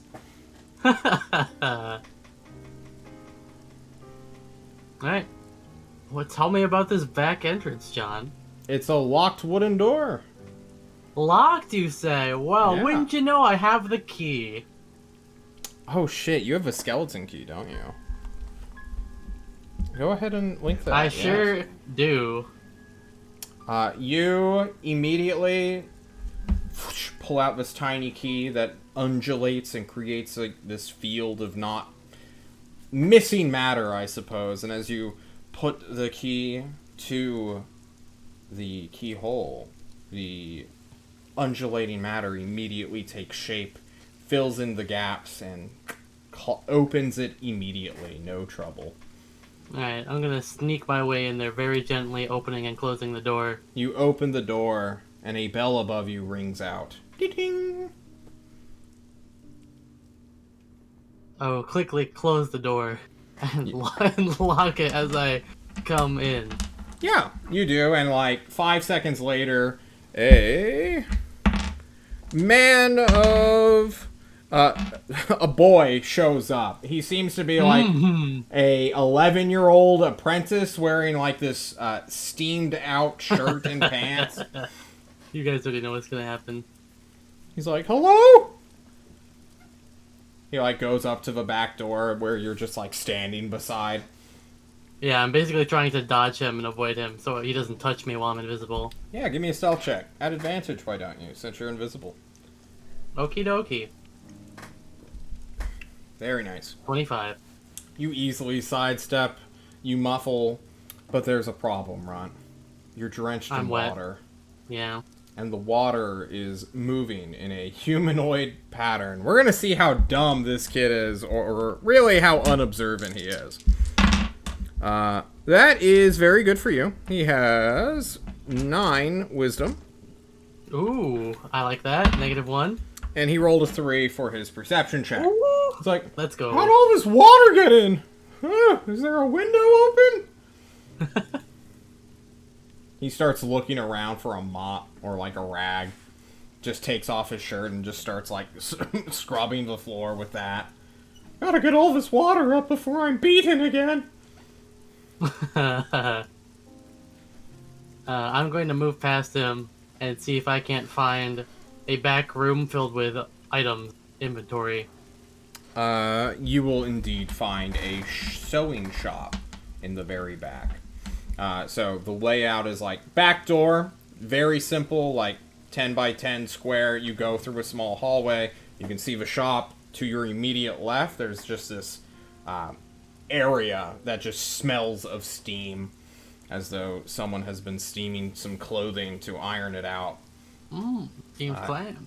Yeah. Shut up. You enter this area where there are unfinished garments and items that are like tagged and bagged with like names on them. Clearly somebody's, well, clothing. How orders. difficult would it be to remove the names and the tags? You just rip them off. They're like paper, with just crappy paper tied to it with simple string. Then can I find something that is suitable for both myself and Meager? Give me an investigation check at disadvantage because you're in a rush. Okay. Because unlike Meager, who knows when his spell's gonna end, you don't. 7. You find some stuff for like a medium-sized creature, and you know, you look around. You find some like, it's children's. It's just children's items, dude. You find some stuff that would fit you, but you won't like it at all. Well, I've done with worse. I remember being basically almost naked, having my brain blasted. I'll be fine. Okay. How many garments do you grab? These will be visible once you take them out. They're not gonna be invisible with you. Yeah. Just one for me and one for Meager. Alright, you just grab 2 hangers. The clothing are in these like protected black bags, so you can quickly like rush out with them. Where are you going exactly? Are you going out the front or the back door? I was gonna go out. I was going to check to see if that kid is still at the back before I do anything. Yeah, he's totally still at the back. He's like, oh my god. Okay. Someone's yelling at him. Thomas! Where are you? I want to find a random bolt of cloth or something that makes a lot of noise when if it hits the ground, it's going to make noise. Cloth, yes, the most noisy material known Well, to man. like a bolt. Like if there's a bolt and like the wooden part of the bolt like hits the ground, it's gonna make like a thump. Yeah, you It'll can catch use its attention. the hard part that the cloth itself is wrapped around. Because what I basically want to do is I want to take that and I want to throw it at a wall in the opposite direction, like towards the front. So he's gonna be like, "What was that?" And then before he says, "Must have been the wind," I can run out of the back. Can someone please link invisibility? Because I'm going to tell you right now, this is going to break your stealth. Doing harsh actions, like making attack rolls, casting offensive spells, stuff like that, you will break your invisibility. even if it's an inanimate object. If you punch a wall, you break invisibility. Throwing something hard, like what you're wanting to do, will break it. Does Runt know that? I'm sure you would have informed me before. He's also Arcana proficient. Expertise. And an expert.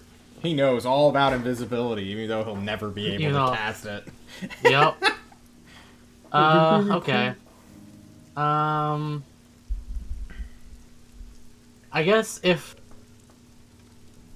Yeah, I suppose if that kid really is that just dull, I'm just going to try and basically walk past him while invisible, while holding the cloth. So he thinks that a ghost is walking past him. Yeah, no big deal. He rolled another 2. It's whatever. Fucking Thomas or whatever this brat's name is just, I'm so sorry, I swear I'll do better. And just like, Thomas, get up here right now. And then the door opens. He turns around because it's like a harsh movement. But the wind catches it roughly, and you start bolting into the street. What the fuck? The clothing's moving on its own! He screams.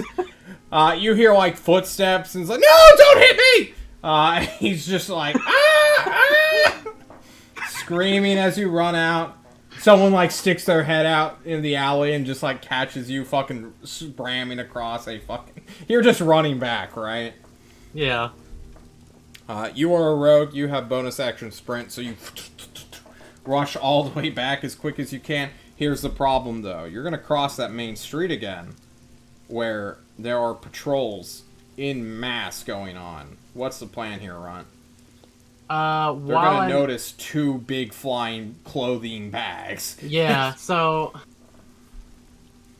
what I want to do is I want to, while I'm in the alleyway... or find a different alleyway before invisibility ends, and I want to put on the children's clothes in the rain, Okay. and then hold the other one, because then my cover story is I'm taking this clothing to, my parent. Perfect. They sent me to pick it up, so. The clothing is for a male creature. The problem is the pants are way too long. You did not realize that it was folded like a child's clothing should be, or at least a small-sized creature, right? But the pants were just like bundled up. The shirt fits you perfectly. The pants are like 2 feet longer than they should. And brings into question the proportions of whoever ordered this. Just a little bit. I'm gonna do the ghetto thing and take a dagger and start cutting the pants until they're the appropriate length. Give me a unproficient clothing check. I guess it would just be a hack and slash. I don't know. Give me some sort of dexterity attack roll or whatever. I don't care. Okay. How about a dagger without proficiency? Yeah, do it. Let's see it. You're just gonna cut into it. Your invisibility breaks doing this, but, it's probably getting near to that ending anyway. You cut through the pants legs as best you can. Maybe one is a little too short. The other one's just like an inch or 2 longer than the other. Fashion. Yeah, it's fine. And you just put this over your stealth suit? Or do you take your stealth suit off? I never take my stealth suit off. Okay. I will take off the lederhosen, but I won't take the stealth suit off. Perfect. It helps fill out the waist a little bit more, since you don't really have a belt. You have buckles that go over your shoulder. Fucking lederhosen. Yeah, you are now in drenched clothing that a weird gangly teenager must have ordered. Alright, and then with my new duds in tow, I'm gonna pass through and try and head back through that main road to get back to my boys. 2 groups will immediately kind of spot you. Let's see if any of them are interested. Give me a charisma check to pass yourself off as you belong here. That's what you're passing yourself off. That's, well, not too bad.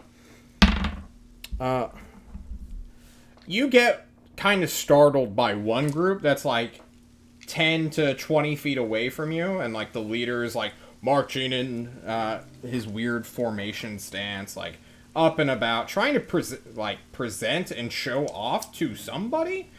You're not exactly sure, but this guy, another dude, like, is kind of startled by you as you, like, rush out of the alleyway, look at him with this big bag over your shoulder, and he's just like, what the fuck? And then you, like, take off. And he doesn't chase you. Like, one guy in his squad's like, should we go after him? And the other dude's like, no, it's just some weird fucking kid. Like, did you see his pants legs? He's got some weird shoes on. And they just keep going. The other group is like 500 feet away from you right now. They're not even paying attention. They just see this like small frame just duck across the road. Alright. Then I Not will return interested. to the boys. Okay. You return to the boys. Meager, your invisibility concentration shattered at one point. Like 10 minutes before it was supposed to. Be alright, please be alright, please be alright. Do you tell your team that Runt may be fucking dead or, well, you know, screwed? Visible? Guys, Runt, the invisibility went out beforehand, so... By contacting him on the communicator. Runt friend, are you there? I'll wait There's until... Too much rain interference. These are not good radios.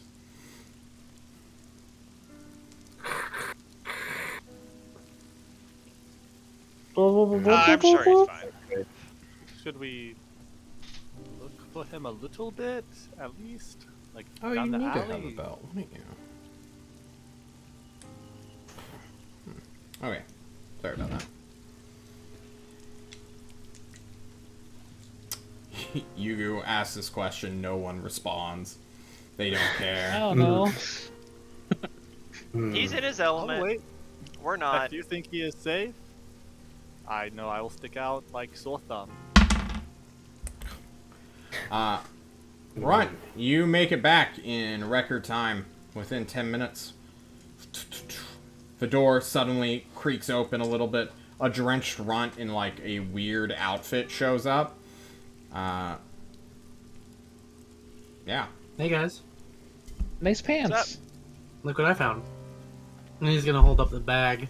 Yep. You open a bag. Oh, it's a good bag. Thank you, Kushim. But it's more importantly, what's inside the bag. You And he's gonna open it up the bag, and it is like an 18th century, like, petticoat waistcoat with, like, 2 twins' tails and, like, fine dress clothing. The perfect attire to go out in the rain. Not suspicious at all. If someone wore this while walking in the storm. Should have stolen an umbrella. This... Perfect.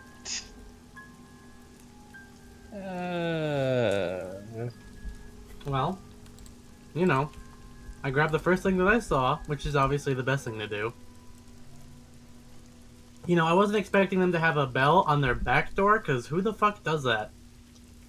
People who don't like getting robbed. Ron says this, having robbed many people. Well, we have some disguises now. Is the plan to walk around town? Oh, no, See no, if no, the no, no, no. We're definitely not walking around town, especially not near any main roads. There's probably anywhere between 40 to 50 guardsmen just patrolling constantly along any important roads or any main roads. Definitely want to avoid that. Maybe try and sneak up to the castle. Maybe like a good 100, 200 feet away from it. See what we can see. Any points of entry we might be able to sneak past with, you know, more invisibility. Or potentially at night. Then also if they're, you know, if there's any groups of people who look like they might be interesting, maybe grab their attention, or maybe not, depending. or at the very least, listening for any rumors. How do you feel about rain, Meager? Well, it's not the worst. I have presentation, but I assume I don't want to use that. Hmm. I don't if we know go either. if we go indoors, it'll probably be fine. I mean, you're not oh, excuse me, you're not the only spellcaster in the world. Other people have this, right? Yeah, but normally they're like part of things or groups. They are noteworthy people. Yeah. We wish to be unnoteworthy. We wish no notes to be taken of us. Hmm.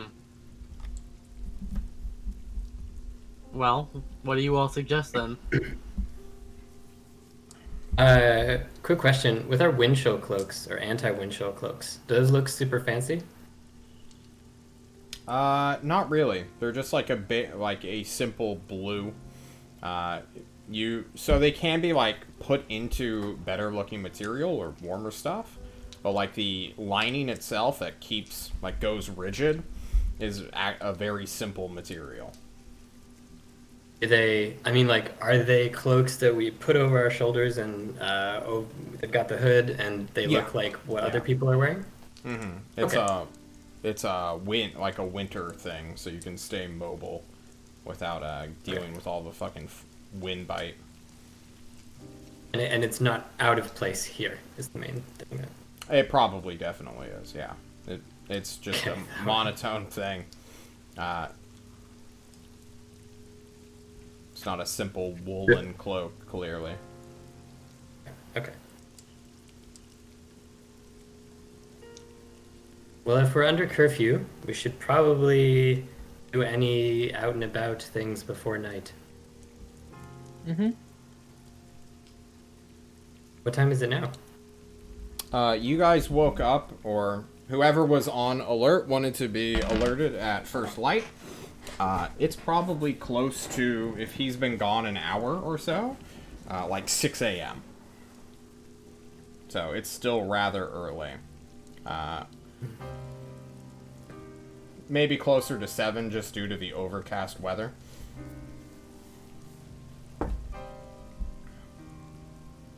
We scout in the direction of the castle? Yeah. We did, yeah. You Once can, we if stop you the want. ritual, we'll need to Yeah. find someone important, talk to them, sooner or later. Is that just our main priority first off, or is that like the number one thing we're gonna do? I believe so. Yeah. I mean, our order of priorities is shutting down that ritual, then disabling the anti-air weapons, and then, basically risking our lives. If we can't Okay. do either of those two things. So, it's in that order. Okay, got it. Yeah, we want one of those things to happen. Doesn't have to be all of them. All of them is like a huge bonus, but realistically, we probably can only do one before the armor gets here. Yeah. So, Yeah. How far- Dad, how about a little trip to the castle? Yes, son. You might want to sound a little more comfortable with it. Just Am I Please, just going to call me grunt? Jacob. Jacob, okay. Come on, Jacob. Let's go explore. All right, Dad. Okay, Dad. Oh, God. Alright, run, run, blend in with the castle children, and it'll be like you actually had friends. Fuck yourself. Wish I could. Wish I could, buddy. Wish I would could. have cooed. So, friends. Run and Mir want to leave. Yugu, Kushim, and Nab, what are you doing during this time? Well, first, can we see if there's a way to, like... you said there's static with the rain, but I'd like to have some sort of signal, even if that signal is, like, somehow cutting off. Is there any cutting off the static can we experiment a little bit to find an emergency signal so that we know Like- what's going on? Morse code. Yeah. I You would've- screamed loudly. Yeah. Ah! Oh, look! There is That was good a news. non-vocal usage that the Tulsa military people actually use. It is very similar to what you are describing, but rather than Morse code or anything like that, they don't have like a rigid system. They kind of let teams do that on their own. But it's literally like activating the microphone multiple times, where it's like, okay, suddenly I hear static, it goes quiet. It's very simple Morse code. Exactly. Okay. Just so Yeah. we know something's happened. 3 blips So- for things are good, 2 blips if things are bad. And one long one for quick emergency. Try to find us. That's what 2 is for. Now, John's going to remind you guys again what happened last time you split the party in the rain. I remember. Okay. I would like to have the whole party here, but you know, I mean, in character, I would be like, well, I kind of don't. As much as I love being on my own and being completely invisible, quite literally, we could potentially use this to our advantage, as good old Dad here could be showing you 3 around the city as his associates from out of town. Merchants perhaps looking to buy into his, or investors looking to see whether his company, his product is worth your money. I could summon you a shiny thing, like an umbrella, for a few hours. If you How want long- to do like the fancy. Yeah. How long has it been in lockdown, the city? You don't know. That's something we'll have to find out. Alright, so gather information about the situation in town, and then come back and use that information as cover story. Yeah, I was just thinking about that. We do have more than one day. Yeah. Ooh, we have So at the very least, we could use a portion of this day to figure out more about what this city's like situation is. Like, how long has it been in lockdown? Even just look around and be like, okay, I'm seeing bug people and nobody's reacting to them. There are merchants coming in and out. Like, Seeing how There's- suspicious we'd be. Yeah. exactly. Is one fact that we do know, and that is that Destry is in wartime and they are prepared to go to war at any second, and they're probably anticipating Tul's forces, they just don't know that they're going to arrive so soon. So we can use that to kind of guide our investigations. There was a hovel back that way. You think those random people would know things?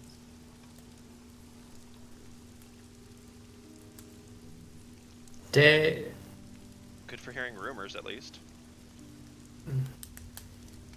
You want to go for a drink, everyone?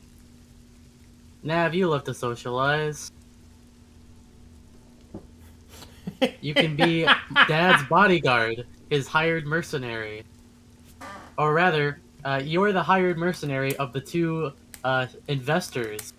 Well, good old Dad here is, you know, the person of the city. I think we should check the tavern first to see if we would be suspicious in this role. Because if we go and it's like the equivalent of a dive bar in Eureka, Arkansas, and that's gonna go on some radars. True. I can check it out real quick without invisibility on my own, and then report back. Just a quick 5-minute in and out adventure. Surely nothing could go wrong. Surely nothing could go wrong. Surely. Mm-hmm. Just remember, 2 beeps and/or scream. 2 beeps Yep. and or scream. I okay. If we're gonna be here a couple days, I can do disguise self to come along with you just in case. If things really go bad. If we're only gonna be a short thing, I can disguise like a local. Yeah, I mean, you and Meager can come along. I don't want to go. If I'm going to a public place, I don't want to come alone, especially looking like a child. Yeah. That seems counterproductive. Good thinking. So 3 of us going then? Yeah, could you describe one of the normal people here? What they look like? You yes. Okay. Let me tell you what all the John Does look like in this town that I've seen. I can just do this, and I'm going to use presentation to make a small figurine of one of the people I saw. Okay, there's now this, like, fuzzy, rain-soaked silhouette that Meager has made. Okay. Because I'm none actually of you going have to- actually Wait, gotten close or seen a person. Sorry. Can I forgot. describe the facial features of that kid? So he's gonna look like that kid, but as an adult. Yeah, sure, you can look like a weird, demented, beaten, abused, horrible... The person I don't who even remember- ordered Wait, that no, out. I don't even those remember. people. You didn't Those get two to murder a people. child, but you did get a Yeah, child. I did get away with not murdering him, which is a plus. Wow. But you got him beat. Get away from. That's the bigger part here. Yeah, but that means just more pain and suffering he has to Well, endure. you saw those 2 people underneath the awning, right? 200 feet away, in a downpour. Yeah, there were one. Like the only other I people I will- would have seen were the guards, which doesn't seem like a good idea. I will take this description of Thomas and the normal Thomas, that people's was his name. clothes. And yeah, not exactly like him, but I wouldn't get it exactly right anyway, so Yeah. I'll wing it there. So is Meeker gonna dress up in the stupid fancy clothing? Like... Could I do something to make it less fancy? Do you have a tailoring proficiency and material to make it? Do you have a different outfit? It's a fancy Like, set of clothing. Can I mismatch it with my black clothing to make it less, like, noticeable? You're gonna or- stand out with this. It is stupidly stand-out-ish. I have leather. I would need to make a tool. I have leather working. I could do. Attach some thick pieces of junk onto it. Just, I can add trash to this very exquisite petticoat, which is rain-soaked. Yeah, you know what? Let's go with it. I'll start putting on the really expensive, Nice. really petticoat. Meeker looks like a gentleman caller who's just completely out of place in a warehouse. How about we hold off on the fancy until we know what the bar is? Just the less attention, the better. Maybe it's a place where he can be fancy, but maybe it's a place where you get stuck with a dirty toothpick. Why does Kushim know that? Kishim knows lots of secrets. You'd be surprised. True. Okay, so you 3 set out in... One of you is Yeah, what's up? I want to cast aid on the 3 of them because there's 3 of them. Okay. All of you get 5 max HP. Oh, I want a 10. I'll cast it. Oh, you're upcasting Ooh. that. Ooh. Yeah, get 10. A little Wow. bump. Very Oh nice. my gosh, I have over 50 HP. Nice. You won't die in one hit now. You 3 can leave. Yugu and Nav can be awkward together in a warehouse.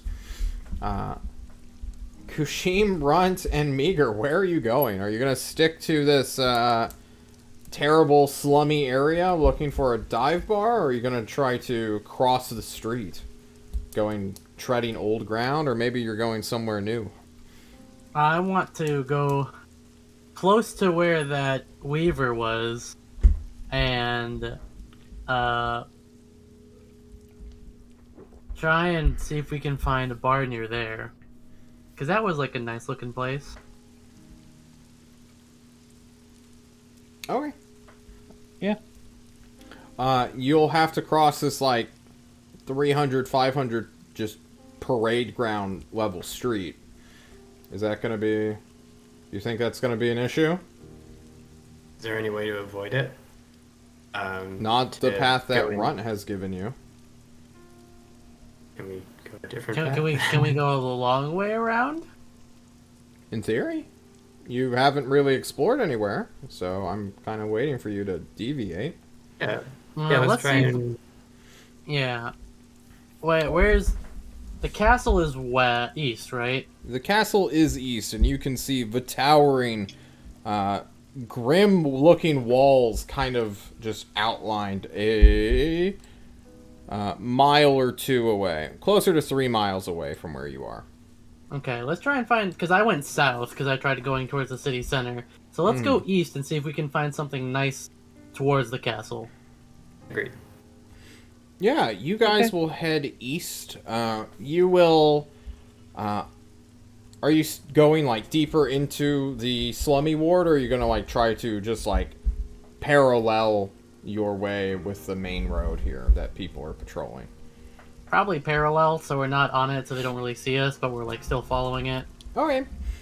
You will go through alleyways, go through back passages, head down unknown roads or unlabeled and unmapped roads, and close to the main street, right at this corner section where your slummy ward ends, and there's just like a main road again, but much smaller than like the big one that you were just at. You will see more patrols like this, but on your side of this street, there is a weird looking, I won't call it like an inn, but like tavern-ish thing. There's a big barrel on a flatboard sign that's just out and about, dangling and being pushed with the wind. And you see some people underneath this wooden... I suppose we'll just stick with awning right now. Drinking beer out in broad daylight at like 8 a.m. What do their clothes look like? How fancy do they look? Like shit. They look like they're just simple shoes, simple shorts. It's summertime here. They're rolled up right now. One of them is like drenched. The other one is mostly dry. And they're sipping out of like weird, crappy wooden mugs. That is probably getting like rainwater pushed into them. But they just don't care. You guys want to try and find a nicer one, or do we want to stop here? Probably a nicer one. Kushim, what's that look for? Sure, Mr. Big Shot over here wants a nicer tavern. Alright then. I like it. He's really getting into character here. Thomas after his redemption arc. He's just, he went Thomas is now... He ignores his Thomas, which is his birth name, and now takes upon the new name that he has adopted, Chad. What? Let's go somewhere nicer, Jacob. Okay, Dad. Well, you are staring at a big street. Not nearly as big as the other one, but you do see a guard pack moving north and another one moving south, seeming to stay in this weird performative parade in the worst kind of conditions. This is awful. This looks like a punishment, guys. Like, who in their right mind... Yeah. Is anybody watching them? Yeah, whenever a group comes, just they're walking down the middle for the most part of this road. Like, the two guys at the bar will jeer at them, like, "Hey, you look wet! Aha! How's your socks do?" And, you know, just like making fun of the group that about faces and like turns and begins the other rotation. Actually, do you guys want to talk to those two guys and see if they know why they're stuck in the rain doing this? I think we would know why, don't we? Probably a He'll know. younger child wouldn't. I wouldn't smile. Hmm.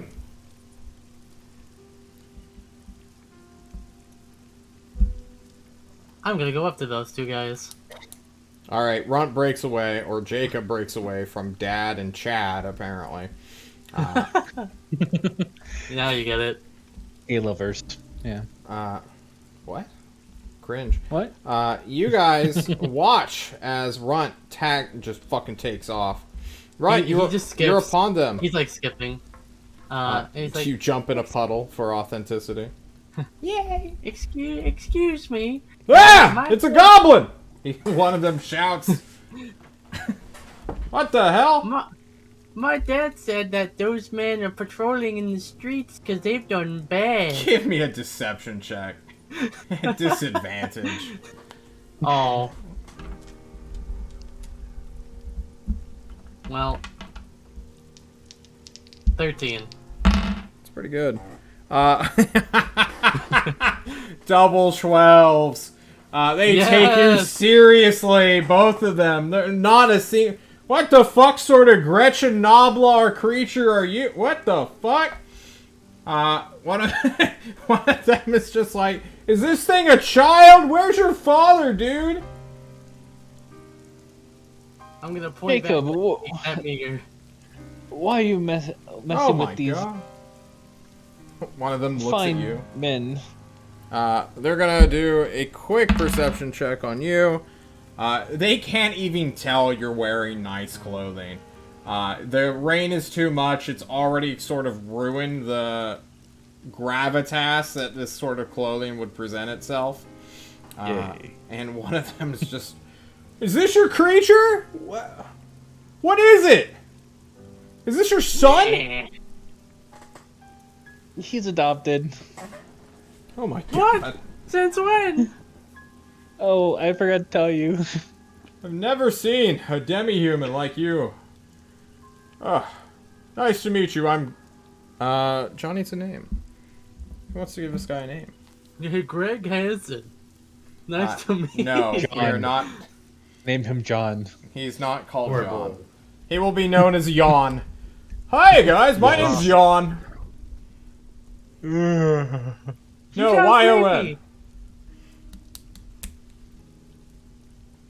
So what's the deal with this guy? He says, like, gesturing with his foot to Runt. Clearly believing it's a child, but also not recognizing what a hobbit is. He's just curious. Dad won't tell me about the soldiers. You're a good father. Mm-hmm. Tell me about the rabbits, Dad. There are no rabbits. Kushim just pulls out a gun.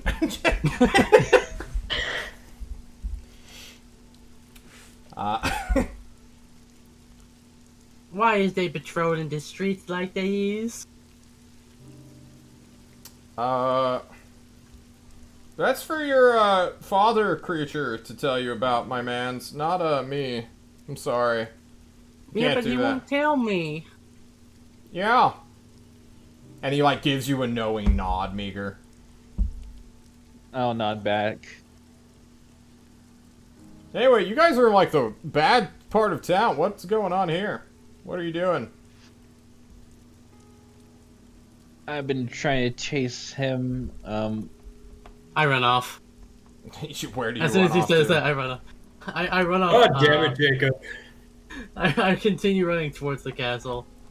Okay, you just take off across the street? Mm-hmm. Okay, you pass by. I'll sigh. Some guards will see this interaction, but they do not make any motion to chase after the running hobbit.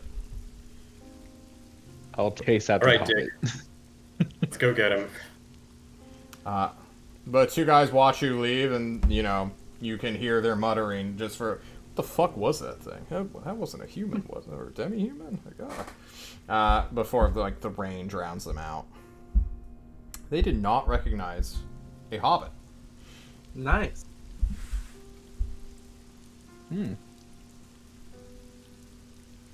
You That's chase after him into not the worst, but not the best side of town either. It is a residential area of some kind. There are businesses facing the main roads, but for the most part, there is no such thing as zoning laws in this place. And they're just sort of buildings scattered about. You can regroup together now that you don't have to sell the story that your child's run away from home or whatever. And you're You just should heading. probably have names besides just Jacob. Well, he's Dad, and he can be Thomas. You're Chad. And I point to Okay. Kashim. I'll be Chad. But then I'm not going to call him Dad because he's Yeah, not my father. you'll call him Tom. I am not. Thomas. Well, he calls you Tom because you're buddies, but everyone else calls you Thomas because you're professional. Last name Lane. Tom Lane. Thomas Lane? I feel like I'm missing something here. Neat. What are they talking about? I have no idea. I like the rain. I like the rain too. Onward, friends. Okay. Onward! Moving To onward. tavern. You will not get to a good side of town for another 2 miles, more or less. John checks his map. Yeah, 1.5 miles later, you will get like out of the slums. You'll have to cross another like small road where there are guards patrolling, but they're not stopping anyone from crossing. And then just like underneath the shadow of the not maybe like 120 foot like grim grisly almost dark iron walls that have this red and blue hue to them, you will enter an actual good part of town and feel kind of out of place as you see people with like umbrellas walking the streets, chatting amongst each other, visiting neighbors. Some people are in carriages heading deeper into town. You're in the like actual fancy part where non-shitters live. You guys want to stop by a general goods store and buy ourselves some umbrellas so we could fit in a little bit better? Yeah. Good idea, Jacob. If it seems like it's been a while, can I pop off to like an alley to recast disguise self? Yeah, you can if you want. I'll kind of like leaning up against a wall to kind of like block. You know, body Fishing. block him so no one sees it. Yeah. So intimidating. Alternatively, would a giant bug be out of place? Would it be like very noticeable from what I've seen? You don't see any insectoid humanoids here. You see a lot of And any like base humans, okay, I'll recast it. which the Simic What about hybrid of any your lizard party. people?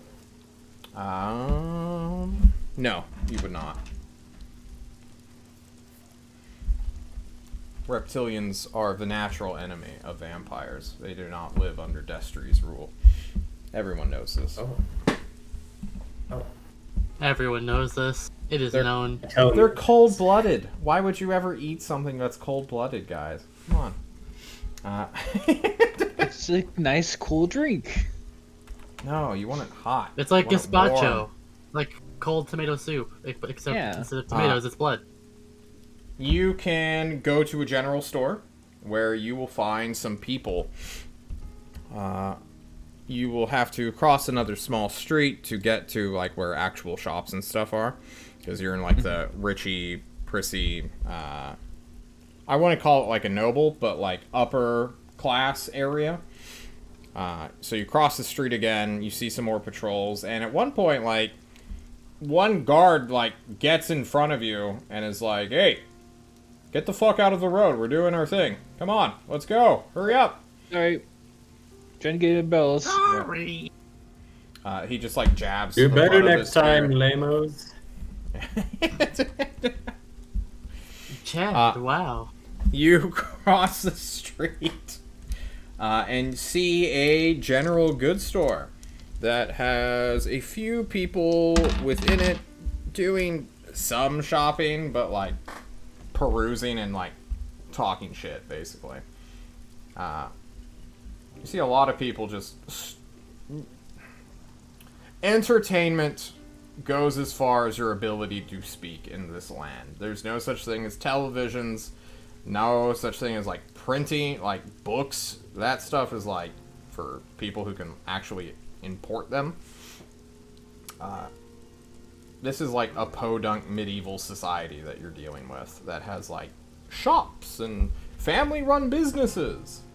So when you enter this general goods store looking for umbrellas, you have like 10 people staring at you who are just, you know, shooting the shit next to random supplies.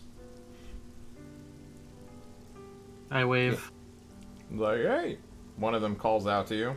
Who are you guys? Haven't seen you around these parts before. I look at Meager. That's my dad. He looks at you, Yeah. kind of like, what the fuck? And it's just immediately like looking at Meager and Chad. Kushim's And I'll try to like give like my most like exasperated face. Yeah, give me a persuasion check to just get that across really well. Alright. Persuasion. 18. Ooh. Can I help? Damn it. Not needed. They're like, oh, and they like knowingly nod at you, like, I understand what's going on here. Cloaks and umbrellas. Like, Yeah, we got cloaks. Umbrellas you'll have to like order. It's really hard to make them. yeah. Probably cloaks then, for the short term. Yeah. They hand you some waterproof cloaks? ponchos. But while this is happening, it's around 10 a.m. For Yugu and Nav when there is some fucking commotion. Not outside directly your warehouse, but on your street. You hear, like, the banging of a door and, like, a scream maybe a street over, like, 100 feet to your north. Nav, do you want to go figure out what that was?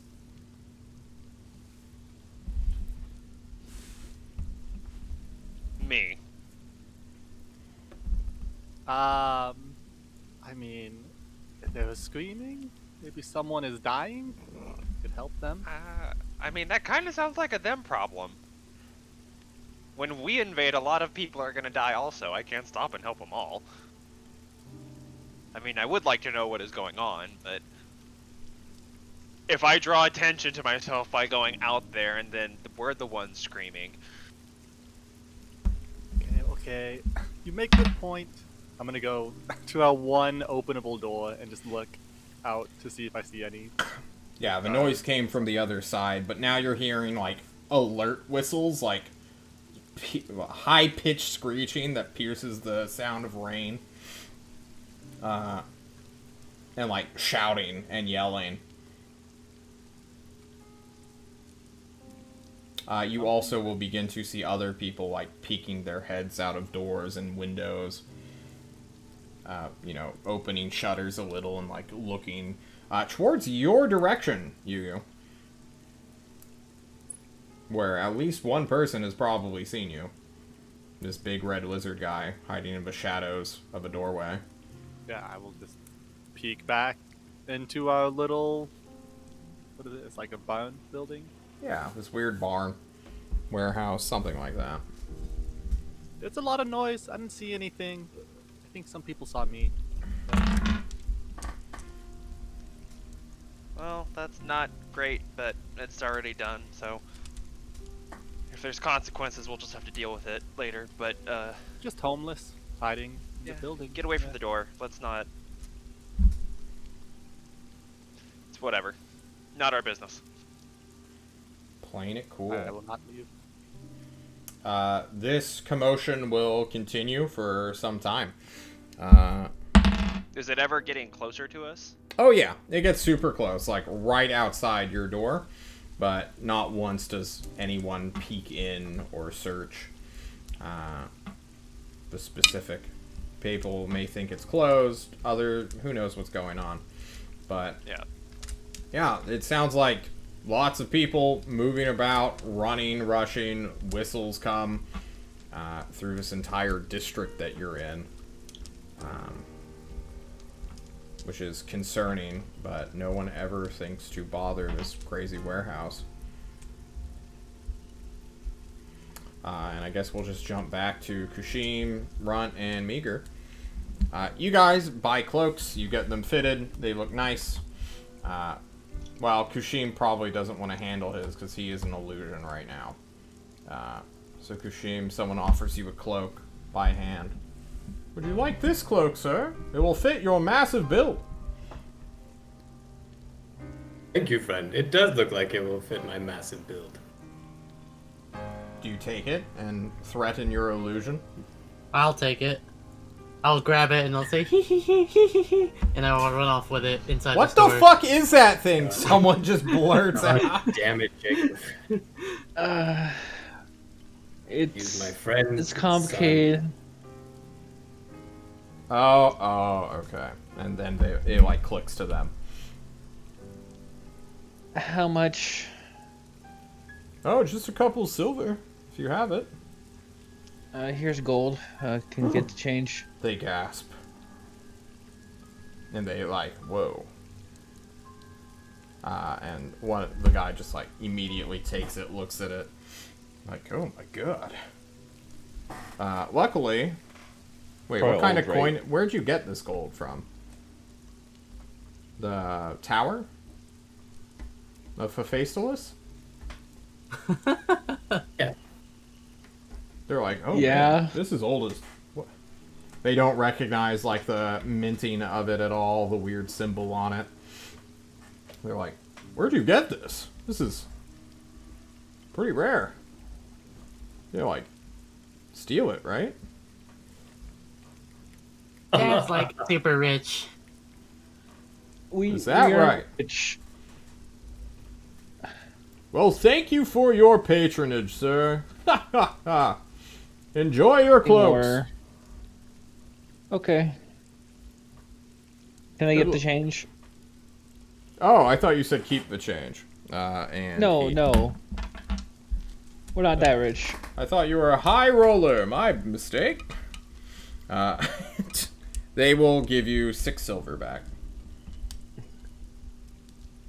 Brick silverback? No. You have this small interaction with this random merchant and the 9 or so other people who are just kind of looking, being nosy nosers. Bored people looking for interesting things. I will look to see which one of them is the most bored, and I will go up to them. All of them And I kind of will- want to stay away from you. Perfect. They All the more honestly reason to are go up. like, what the hell? Your proportions are all wrong. They don't know what a hobbit is. And they're just like confused by you, Runt. Then I will go up to Kushim, aka Chad, and I'll say, ask them about the soldiers. Damn it, Jacob.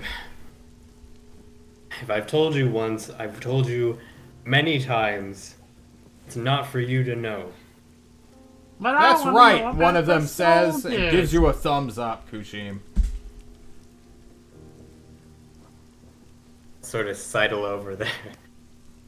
But what You about believe the what- pirate? Shut What up, about the Jacob. pirate? Not Oh. now. Okay. One of them just like whispers, you should kick him. I agree. What? No. You didn't hear it, Meager. He whispered to Kushim. Oh. Just Terrible give it- business with those soldiers, huh? Ugh, they're the worst. Ever since Chaplain Duncan and his stupid men. No, not Duncan. Duplan showed up. He like looks Really left all and went right, downhill sighs. for Yeah, Okay. he nods. What was that last bit? He sighs and nods in understanding.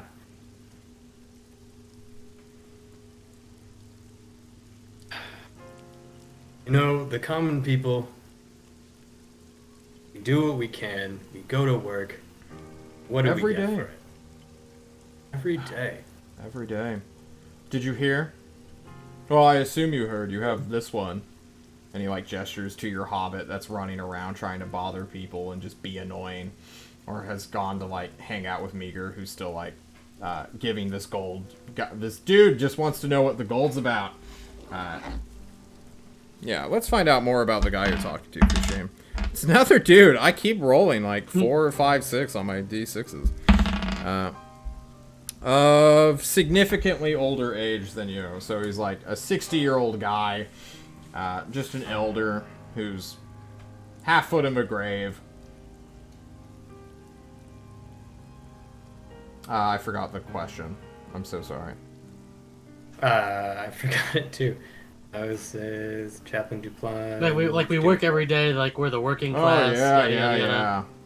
It's awful. Ever since Fresnoth and Counselor Duncan. That's the one. I keep mixing him up with Duplan. Those two are thick as thieves. This whole priest shenanigans. It's awful. Absolutely.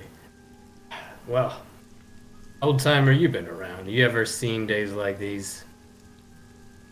Rainy days? Of course. Ah, friend, no. I mean, days like we're living in Fresnoth and all this. I don't know what to think anymore. I miss good old Bad Bagels. Prince Bad Bagels. What a hero. Before he was brutally murdered and assassinated. A vampire. Right? Yeah, Bad Bagels was a vampire. Yeah. He misses, Yeah, he yeah, longs for those days. This dude's, like, niece or nephew shows up and is like, dude, you have to stop.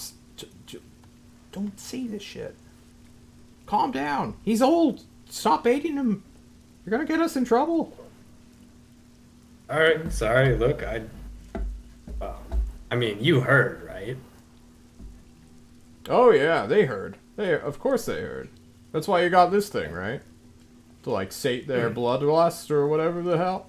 And then, like, the nephew just grabs their uncle, who's fucking 60-year-old, by the shoulder and, like, digs their hands into them. Like, stop! What? We gotta go! And they, like, force the old man. Just like, come visit me! I live down by the old tavern! You know, the so-and-so... And then he's just fucking pulled out before you can actually get the address. Oh, that was too comfortable. Oh, yeah. The general store owner agrees. The old people, they were the first to go. I'm surprised that guy's made it so long. Yeah. Alright, well, have a wonderful day. I don't mean to keep you here. Oh, yeah. Oh, no, you're not keeping us.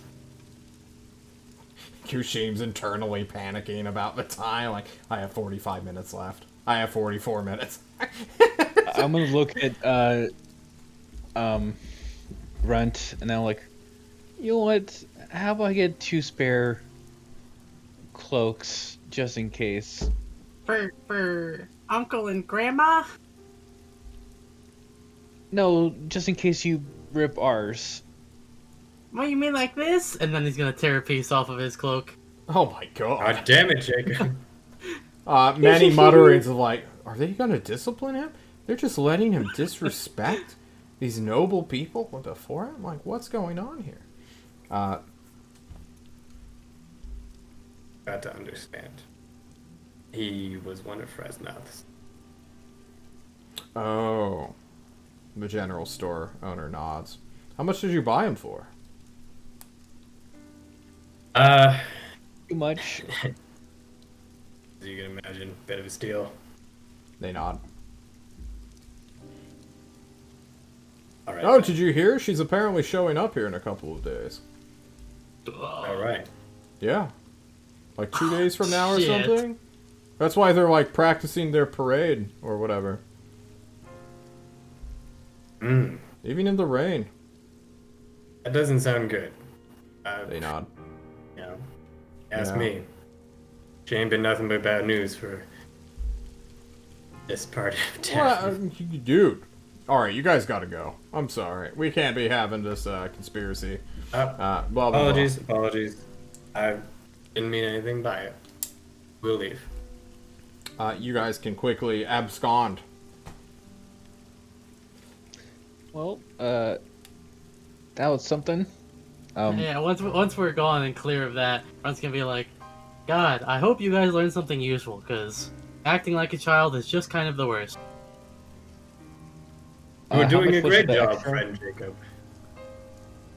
How much was the extra 2 cloaks? They did not sell you them. Oh, okay. He was like getting them ready, and then fucking Kushim ran his mouth. Apparently. Okay? They were like, yeah. That was the Fresno's one bad. guy. And I'm like, That's the yeah, one- she is bad, But right? it's like They're it's like "Get that the old fuck racist out." uncle though, and everyone else is like, hey, that's like not our vibe here. So he kind of baited you. I agree. Yeah. Mhm. But we got What I do. Yes, that is John. Come on. Meanwhile, what are your 3 characters doing? Ron just kind of, so Fresnoth is showing up in 2 days. We So should head. that's really bad. Because the army's Yeah. showing up in less time than that. So we basically have to do the operation in under a day. And if we aren't successful, then we're going to get pincered really badly. We should head back and tell the others. I agree. While you guys are walking in this inner ring, you will now no longer afraid of like the guards on parade. Now knowing what exactly they're doing, you can more or less confidently, maybe I was baiting you, maybe they're going to pull you over, ask you some questions. Who knows what guards do in John's world. You walk across some streets and you will get to a section that you saw while on your way to the better part. But you see what appears to be a jewelry store with different guard-like entities. These people are wearing plate mail. They are marked and indicated and like clearly separated from the common soldiery, which is just like doing their marching thing. But some of them have like stopped marching to like look at this sideshow of these plate mail wearing armored dudes kicking down a jewelry store's door. You all and several others will kind of watch in curiosity, and some people are like watching in like horror, knowing what's going on. Where these 8 dudes in heavy armor will take up positions 2 by the door, and the other 6 will enter. And there will be yelling, screaming, panicked cries, and a older man in his either early 50s or late 40s will be dragged out by force. And then a child, maybe 6 or 7, will be carried into what appears to be a carriage that is parked nearby. The dude is like yelling his head off, but appears to like be thrashing on the ground, just like in the rain, trying to get something out of his eyes. Like some of the other guards will just who are parading are just like stopped watching. Is there anything you 3 would like to do? What is he saying while he's thrashing about? He's cursing like, "What did she do to you? What's wrong? Stop it! You're supposed to," and so on and so on. Like cursing at these dudes. Who are silent vagabonds. One dude has his helmet off. And you can all see the engraved marking of a circle on his forehead with 8 prongs that are sort of wavy and wafting on his damn it. shaven head. Rudd's gonna pull on Kushim and Meager and say, I think those guys belong to the Blazing Star.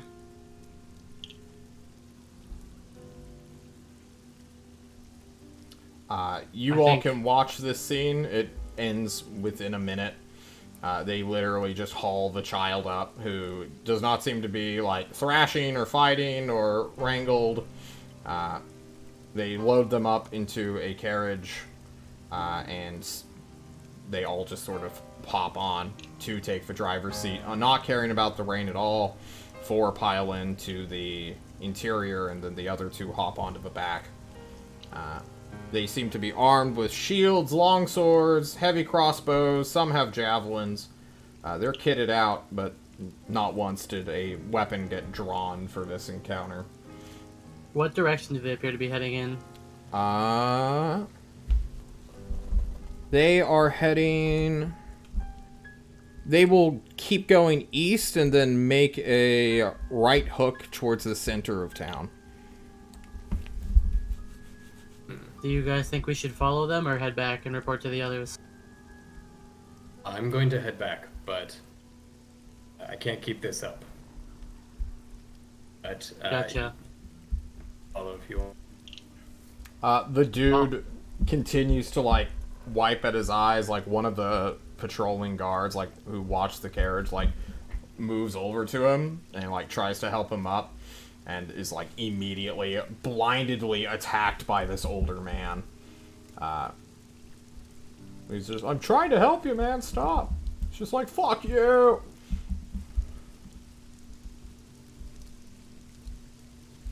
You think we should go and talk to that guy and see what this was about? I don't think he knew either. But I assume it's to do with what we're here for. Well, my hypothesis is that he may not know why the people were taken, but he might know of of the rumors of other people being taken, and that's what we need. Like where they might be being held, what they might be being used for. You know, if that sacrifice thing is true, only God knows what would happen if Fresnoth came here during a fight and they have the ritual go off, whatever it does. The fight becomes quickly one-sided. The dude, the old man, gets too tired to fight the dude just defending himself, basically dodging, and he falls to his knees in the rain, like hugging this guy's waist and thighs, more or less crying. Bigger. Yeah, I don't know how am I going to go question this person. I'm gonna grab Maker's hand and lead him over. I'm gonna look at Kushim, give him a head nod, and then drag Meeker over to the crying man. The guard sees you coming. He also sees his sergeant coming, because you broke formation. He's just like, oh shit, and then he, like, leaves the old man. I'll say, I got it. Thank you, he whispers as the sergeant begins. Why'd you leave fucking formation? And just gets berated as they resume their parade. I'll take out a piece of cloth and just, hand it to the guy, put it in his hands. You want some too, you mother? He just, like, starts slapping your thighs. But it's Cloth for your eyes. They blinded me. Excuse me, sir. What? Our family members were taken too. What? Isn't that who was taken from you? John thinks for a moment. Does this guy trust you guys? He can't see. You're trying to engage with him peacefully. It's like, well, yeah, duh. What? Who are you people? And he keeps rubbing his eyes, but he can't see. There's nothing in them. He's just Okay. under the blindness spell or spell effect. It's gonna be okay. It's gonna be over soon, I think. Just, try to calm down. Help Take me a couple inside. deep breaths. Please help me This is- inside. This is my dad. He's a wizard. He can help you. And Runt's gonna grab, like, put one arm over his shoulder and try and lead him inside. Kushim's making the best face ever. He doesn't say anything yeah. to the wizard comment. until you guys are inside, out of the rain. Yeah. Let us turn off the rain a little bit. You guys come inside this empty jewelry store. There is not a single thing within any of the display cases. It is barren and empty. It looks like this guy has gotten rid of all of his wealth, if he ever had any to begin with. The cases suggest there once were. And none of the glass is broken. Clearly no one has, like, broken in and robbed the joint. There is a simple desk, a monoscope-looking device, probably the only actual object of interest within this entire section of the room. But as you close the door behind you, Kushim, did you keep going or did you stay? No, I don't think I have enough time, so I'm heading back Okay, cool. to the others. Kushim heads back, ignoring the sight. And Meager and Runt, you, I guess, watch as he stumbles around his own place, trying to head for the back of the store. Yeah. Let me help you. I mean, we'll help him go where he's trying to go, not just letting him run Yeah. into things. You go into, I'll like, give a him- side/small kitchen area, where he just, like, goes to a barrel of water and just, like, splashes his face for, like, 2 minutes.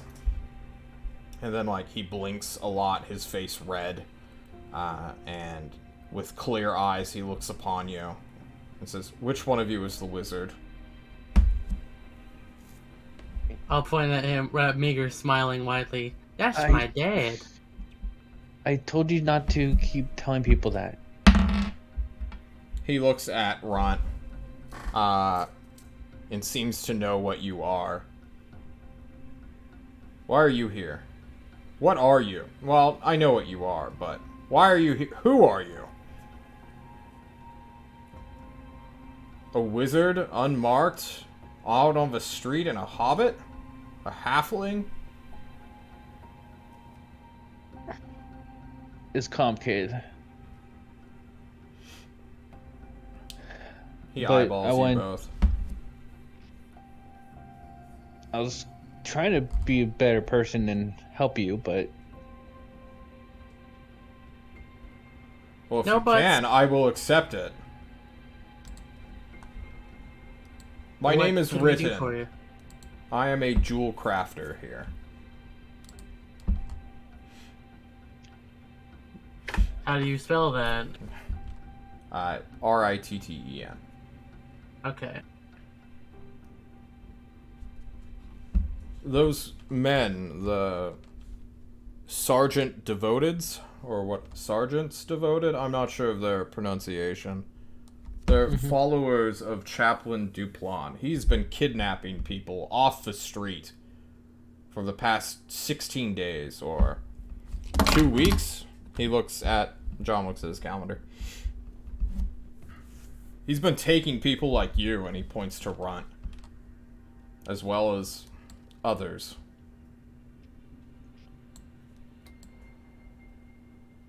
And where do they usually take these people? They either take him to the palace or the center of town, where the small fort is. I'm not sure exactly. Hmm. I thought I paid them off. They said they wouldn't come back here. And why did they come back? They didn't say. they must be getting desperate.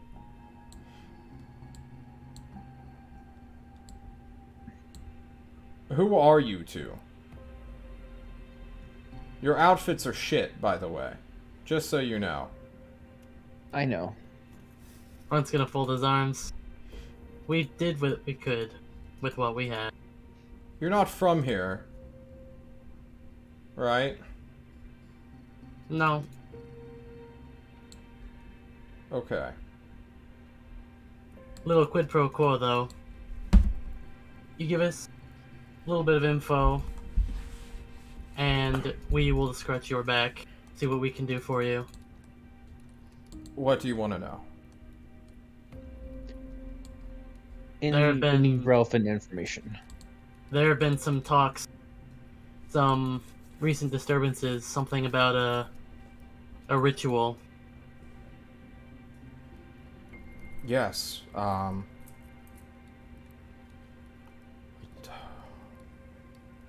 There's always rumors when there's light, I suppose.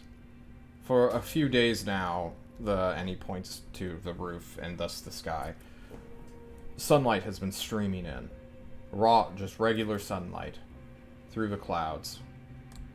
We assume it has something to do with the counselor. He's been here for 4 or 5 years now, but for some reason he's acting differently. He was kind and nice and an orderly sort.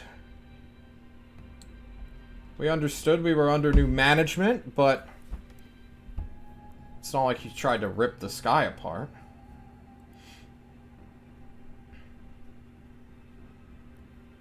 And he's become, you would say, more zealous recently? Ever since those Tolstians or Tolstolians or however you say them showed up and like took over the Overduke or his palace, it's just been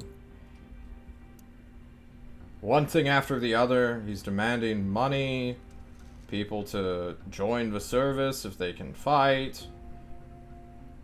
He has threatened conscription. You're not part of the resistance here, right?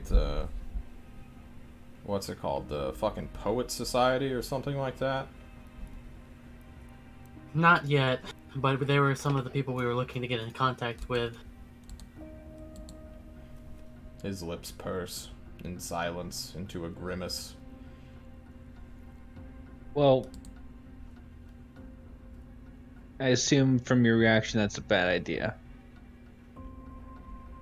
They are, from what's been said, they are pretending to be vampires, ripping people's throats out, attacking guards during the night, running around, scaring people, making weird blood markings. We think they're LARPing. Do you know what LARPing is? Unfortunately.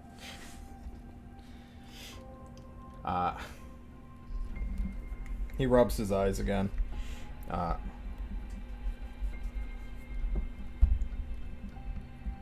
don't know where they are. I just try to keep my head down and pay off fucking Duplant's thugs.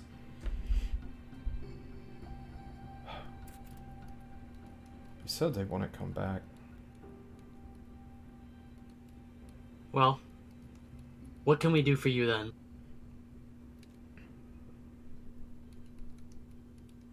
He thinks for a moment.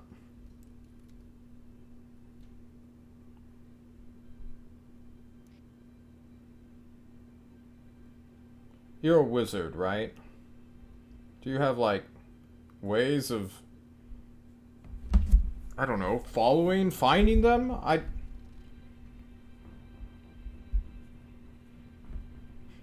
have some.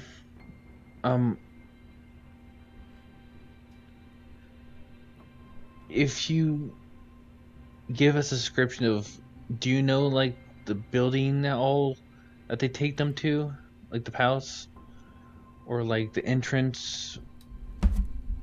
He shakes his head. I didn't see where they went.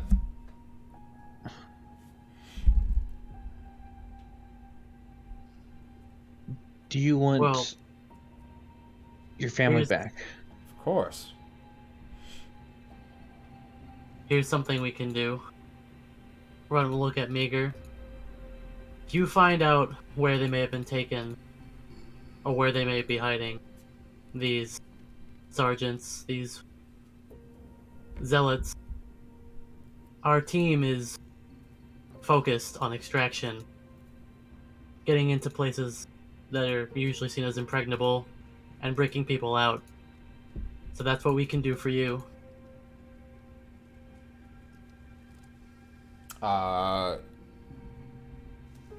Yeah, he'll believe you. No checks needed here. Where can I find you? I'll do it. Just give me an address. We have a temporary location for the moment. And I'm going to describe to him that, because I don't know the actual address, but where we are currently staying. Mm-hmm. Okay. The abandoned warehouse or stable in the middle of the north? It's like a half-constructed stable with no Okay. real furnishing. Just He when you nods. come in, make sure to knock twice, stop, wait for a few seconds, then knock twice again. That'll be your signal, and that's how we'll know it's you. John takes note of this. So will we. I was gonna say John also takes note of this. Okay, cool. I'll find out what I can find out. And one last thing. There have been other rumors of the area that Tulsa's planning on making a big move soon. We don't know when, we don't know how, but they could be going somewhere north, they could be going somewhere east. I would be careful these next few days. Keep your head lower than you normally do, but keep your ear to the ground as well, especially around soldiers. They may get more aggressive if you're not careful. He nods and takes you at face value. Okay. I'm gonna go Be try to safe. find her. And he goes out his back door, not locking it, because there's literally nothing of worth in this house. Or in this store. Ron's gonna look at Meager and say, "That turned out pretty well, don't you think?" Yeah, I'm kind of concerned that he's going to get too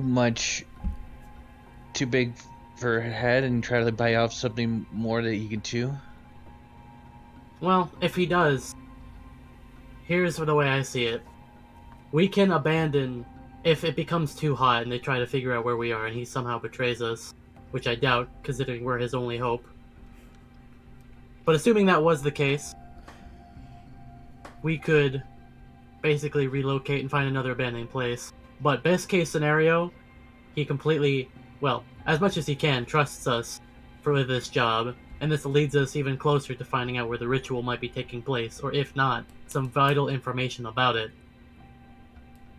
So in saving this person, whoever they are, that will directly lead us to either the people who know a lot about this ritual, or to the ritual itself. Yeah, I agree with you there. Just I don't think you should have told him about the operation. Yeah, well, we can't all be perfect. And I wanted with to- that, we reconvene the entire party. Because that seemed like a brilliant cutoff point for that conversation. And we have 7 minutes left, don't get mad. Yugo and Nav, you will find Kushim knocking on your door on the edge of the enchantment that he's wearing, or the illusion. Just banging it let me in! Kushim, you can enter your domicile, your weird stable thing, where your boys are at. Hello, Meager friends. and Runt will Well, probably be did not 20 die. minutes behind you.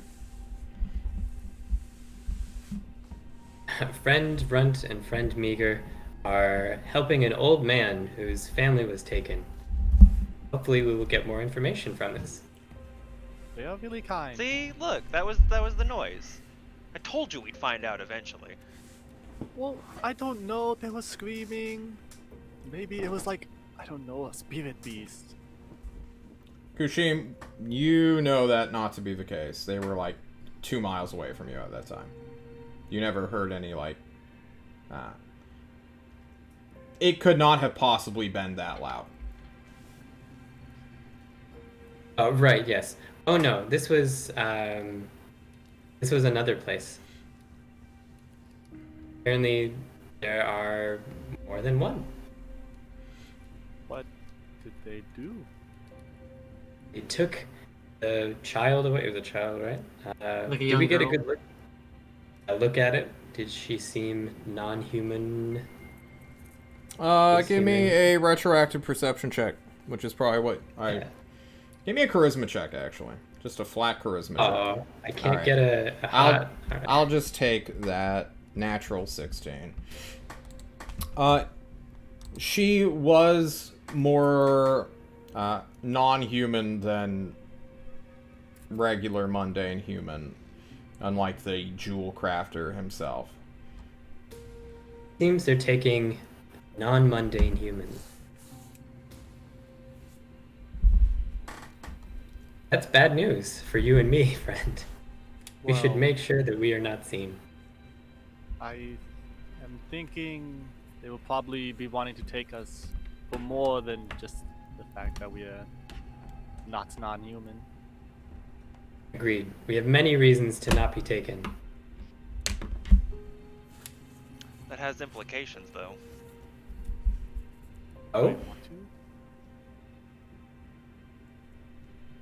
actually, go inside, break out. Oh, Rudd knocks this time before simply entering. Nav and Meager can return, drenched in water. But you all return. Hey guys. Hello, So- friend. So, what happened to 3 times for coming back? I mean, We forgot.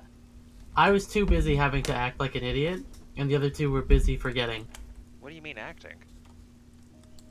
oh, I'll let it go this one time because we have something Acting is when serious. you lie, friend. We have something serious we need to go over because we just got another assignment. Oh, fantastic. some shade? Shade No. pops into your periphery. Yuga. Sup?